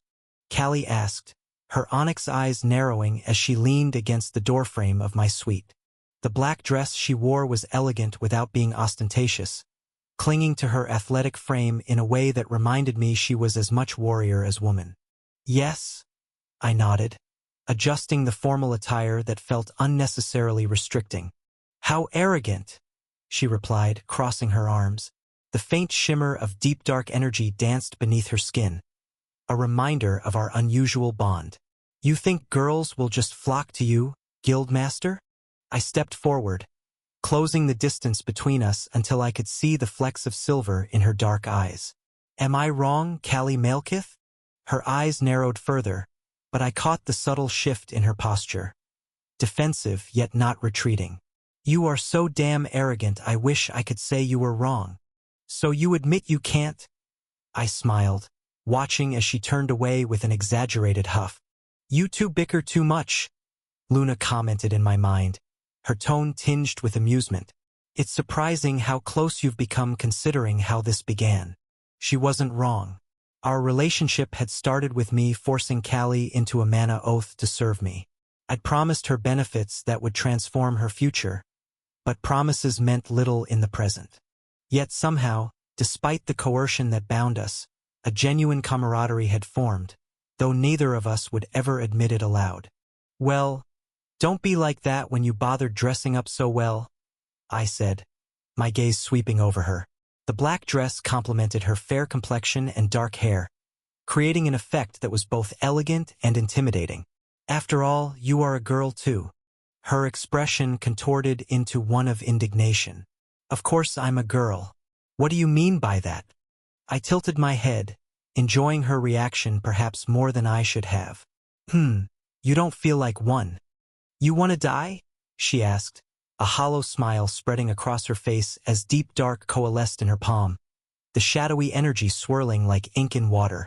Now, you can't kill me, Callie," I reminded her, extending my hand. The mana oath between us ensured that much. "Let's go. We shan't be late." Her expression softened, marginally, as she extinguished the deep dark and linked her arm with mine. "Of course," she said, her tone dripping with feigned sweetness. "Next time, get one of your harem members for this." "Well, you were far from my first choice," I replied as we exited the room, the door closing behind us with a soft click. The corridor outside was a marvel of Western architecture. All polished marble and gilded accents, designed to impress and intimidate in equal measure. Servants and attendants moved with practiced efficiency, many pausing to bow as we passed. Word of my impending honor had clearly spread. "You clean up well," Callie admitted as we descended the grand staircase toward the main hall. "If I didn't know what an insufferable ass you could be, I might actually be impressed." "Such high praise," I deadpanned. "I'm overwhelmed." A hint of a genuine smile touched her lips. "Don't get used to it." As we approached the entrance to the grand hall, the ambient sounds of the gathering grew louder, orchestral music, the murmur of conversation, the occasional burst of polite laughter. 2 guards in the Ashbluff colors, deep blue and burnished gold, stood at attention flanking the massive doors. "Ready to play the doting companion?" I asked, giving Callie's hand a light squeeze. She shot me a look that could have frozen fire. "Touch me like that again, and oath or no oath, I'll find a way to make you regret it." Yet despite her words, she adjusted her posture, leaning slightly into me as we approached the threshold. For all her protests, she understood the game we were playing and its importance. Announcing Arthur Nightingale, recipient of the Star of Valor, and his companion Callie Malekith, the herald proclaimed as the doors swung open. The grand hall of the Ashbluff Palace opened before us like a cavern of light and splendor. Crystal chandeliers suspended from the vaulted ceiling cast prismatic reflections across the polished floor. Hundreds of Western nobility stood in their finery, conversations pausing as all eyes turned toward the entrance. I felt Callie's grip tighten almost imperceptibly on my arm. In a low voice that only I could hear, she whispered, "Remember, I'm only doing this because you'd be utterly lost without me." "Of course," I replied, matching her tone as we stepped forward into the hall. "I wouldn't have it any other way." My eyes swept over the crowd, recognizing the powerful families from the Western continent gathered here. The Ashbluff Palace's grand hall glittered with jewels and finery, the elite of the West displaying their wealth and status in an ostentatious pageant of power. Yet among the sea of ambitious nobles, two figures in particular drew my attention. First was Paul Locrian, an elder of the Ebony Tower and one of the foremost necromancers of the Western continent. His gaunt face and piercing eyes tracked my entrance with undisguised interest. Our arrangement remained private. He'd offered to sponsor me in creating my second necromantic companion in exchange for my research on forming an ancient undead without the assistance of a gift. A dangerous bargain, but potentially invaluable. The second was Malin Potton, the Grand Marshal of the Western continent, the very woman I had saved from the Axe King. Her imposing figure stood apart from the courtly finery, wore her formal military uniform adorned with medals and commendations, a platinum sword hanging at her hip. Widely considered the second strongest individual in the continent, second only to the king himself. And speaking of the king, my gaze drifted upward to the three ornate thrones positioned on the raised dais at the far end of the hall. Upon the largest sat Valen Ashbluff, the king of the Western continent. Beside him sat Queen Camilla Ashbluff, her regal bearing and calculating eyes scanning the room with practiced precision. Her hand rested lightly on the arm of her throne, adorned with rings that I knew contained powerful defensive enchantments. And to Valen's right was Crown Prince Jean Ashbluff, whose gaze met mine with an almost imperceptible nod of recognition. But my attention inevitably returned to Valen. Nobody in this room knew what I did, that the current king would one day surpass even the legendary martial king in power. The greatest necromantic talent ever born, only to be eclipsed by his own son in the future. The crowd parted subtly before us, conversations dimming as we passed. I felt the weight of countless evaluating gazes, some curious, others envious, and more than a few calculating what advantage might be gained by association with the young hero of the hour. "Arthur Nightingale," a resonant voice called out, and the murmurs ceased entirely. King Valen had risen from his throne, his tall figure commanding immediate attention. Unlike the ostentatious clothing favored by his courtiers, the king wore a simple but impeccably tailored suit of midnight blue with subtle gold embroidery at the collar and cuffs. His dark hair was streaked with silver at the temples, and his eyes, those eyes that had witnessed centuries of history, fixed upon me with unnerving intensity. "Your Majesty," I responded, bowing deeply. Beside me, Callie mimicked the gesture with surprising grace. "Approach," he commanded, extending a hand in invitation. Chapter 380. Star of Valor, 2. I felt Callie's grip loosen as I stepped forward, moving alone toward the dais. The marble floor seemed to stretch endlessly beneath my feet, the distance between commoner and king expanding with each step. Yet I maintained my composure, my posture relaxed but respectful. When I reached the foot of the dais, I knelt, bowing my head as protocol demanded. "Rise," Valen said, his voice carrying effortlessly throughout the hall despite its quiet tone. "Arthur Nightingale, you stand before us as a testament to valor beyond your years." I stood, meeting his gaze directly. Up close, the power that radiated from him was almost overwhelming, like standing before a banked inferno that could, at any moment, roar into destructive life. "The Star of Valor," he continued, accepting an ornate box from an attendant, "is awarded only to those who have demonstrated exceptional courage in defense of the Western continent or its representatives." He opened the box, revealing a gleaming medallion of platinum and sapphire, crafted in the shape of a six-pointed star. "Your actions against the Axe King, protecting our Grand Marshal when all seemed lost, have earned you this honor." I bowed my head in acceptance. Valen removed the medallion from its velvet cushion and stepped forward, placing it around my neck himself rather than having an attendant do so, a significant honor that caused a ripple of whispers through the crowd. As he leaned close, he spoke words meant only for my ears. "Your second reward will require private discussion." His lips barely moved, the message delivered with perfect discretion. He stepped back, raising his voice once more for the benefit of the assembly. "Let it be known that Arthur Nightingale is recognized as a friend of the Western continent and of House Ashbluff. The declaration was met with polite applause that quickly grew in enthusiasm. I bowed again, this time more deeply. "You honor me beyond my deserving, Your Majesty," I said, the formal response expected in such circumstances. A slight smile touched Valen's lips, an expression so rare that several courtiers gasped audibly. "Perhaps," he replied, "or perhaps not. Time will tell which of us has honored the other more greatly." The cryptic statement hung in the air as he returned to his throne, a subtle gesture dismissing me from the formal presentation. As I turned to rejoin the gathering, the orchestra struck up a lively waltz, signaling the commencement of the celebratory portion of the evening. I made my way back to where Callie waited, her posture rigid with the effort of maintaining courtly composure. "That was unexpected," she murmured as I reached her side. "The king rarely bestows medals personally." "I noticed," I replied, fingering the heavy medallion that now hung against my chest. The Star of Valor was no mere decoration. It contained enchantments that would provide subtle protection against harmful magics, a practical gift as well as a symbolic one. Around us, couples began moving toward the center of the hall as the dance floor opened. Nobles and dignitaries paired off, their movements forming the intricate patterns of the traditional Western waltz. I turned to Callie, extending my hand with formal precision. "Would you do me the honor?"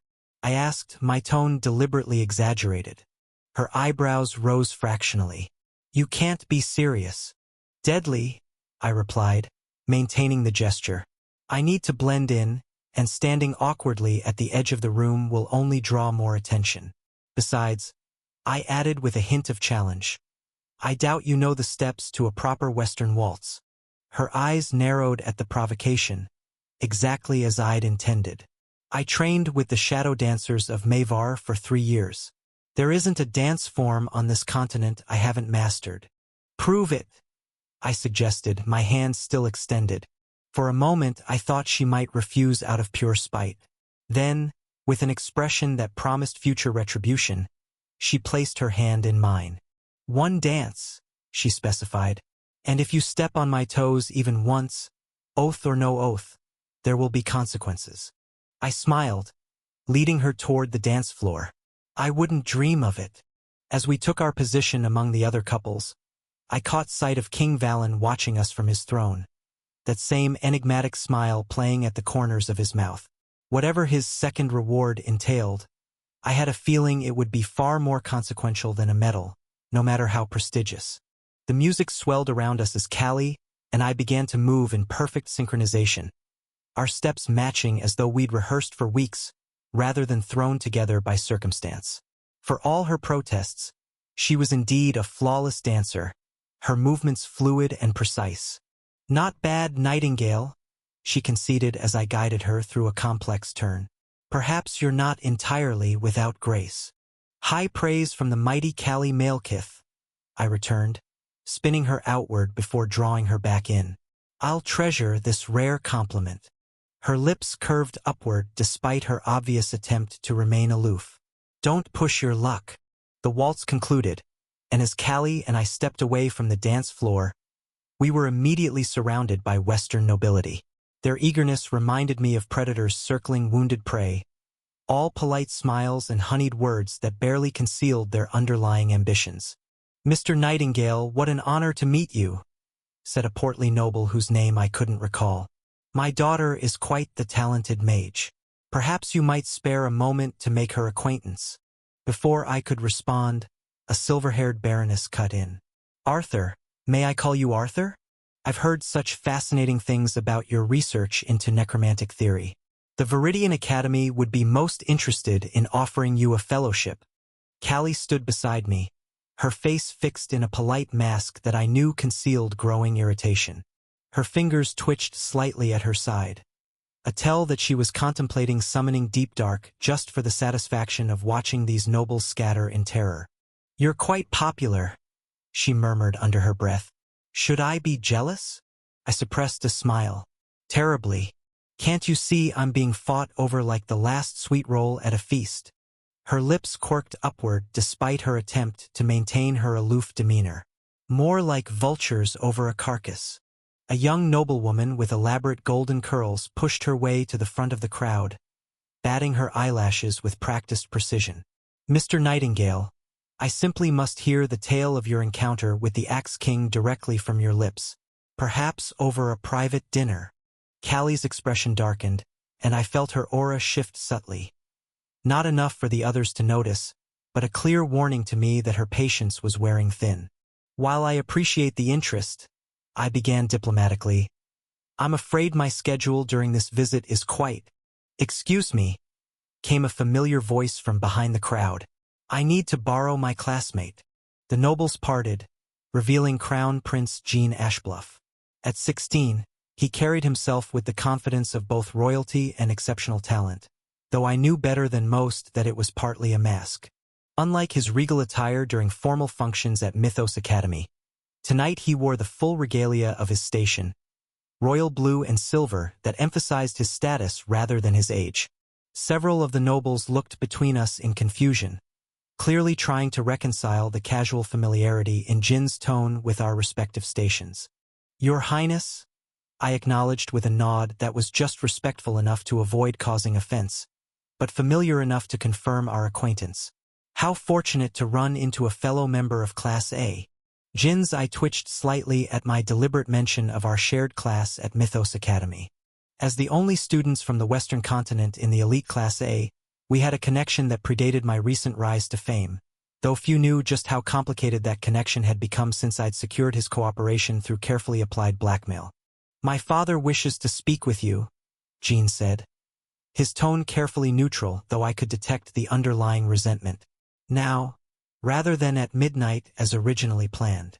I turned to Callie with an apologetic shrug. "Duty calls. Try not to miss me too much." She rolled her eyes. "I'll somehow endure your absence." Jean and I moved away from the crowd, maintaining a facade of casual camaraderie that would seem natural to observers given our shared status as classmates. Once we were out of earshot, however, his demeanor changed.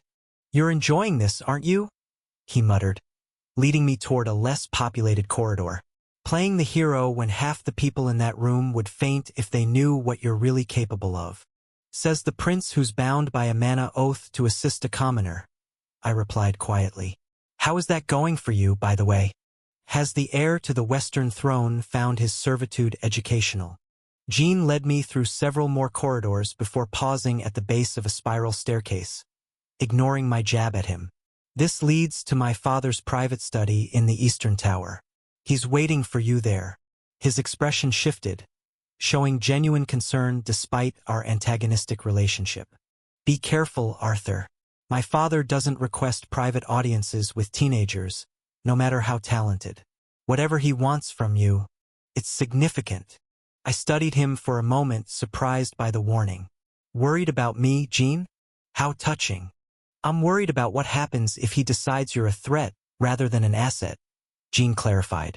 "Despite everything, you're still my classmate, and Mythos Academy would be considerably less interesting without your particular brand of chaos." Coming from Jean, this was practically a declaration of friendship. I nodded, acknowledging both the warning and the unexpected sentiment behind it. "I'll keep that in mind," I said, starting up the staircase. "Arthur," Jean called after me, his voice uncharacteristically hesitant. "My father can see through deception better than anyone I've ever known. If he asks you something directly, consider honesty. It might save your life." I paused, looking back at him with raised eyebrows. "That's the second favor you've done me today. Keep this up, and I might start thinking you actually care." Jean scoffed, though there was less heat in it than usual. "Just ensuring my investment remains intact. If my father eliminates you, I'm still bound by that damned oath with no benefit." "Of course," I replied with a knowing smile. "Purely practical." I continued up the spiral staircase, leaving Jean at the bottom. The climb gave me time to compose myself, considering what King Valen Ashbluff might want from a 16-year-old boy with a growing reputation. By the time I reached the heavy oak door at the top of the tower, I had run through a dozen possibilities, none of them entirely reassuring. I knocked firmly on the door. "Enter," came a commanding voice from within, The study was circular, lined with ancient tomes and artifacts that pulsed with power detectable even to my untrained senses. A large window offered a sweeping view of the western capital, moonlight streaming through to illuminate the imposing figure standing behind a massive desk. King Valen Ashbluff turned as I entered, his penetrating gaze assessing me with an intensity that would have made most grown men falter. Despite Jin's warnings, I met his eyes directly, refusing to show the deference expected of my age. "Arthur Nightingale," he said, my name sounding like both a statement and a question in his resonant voice. "We have much to discuss."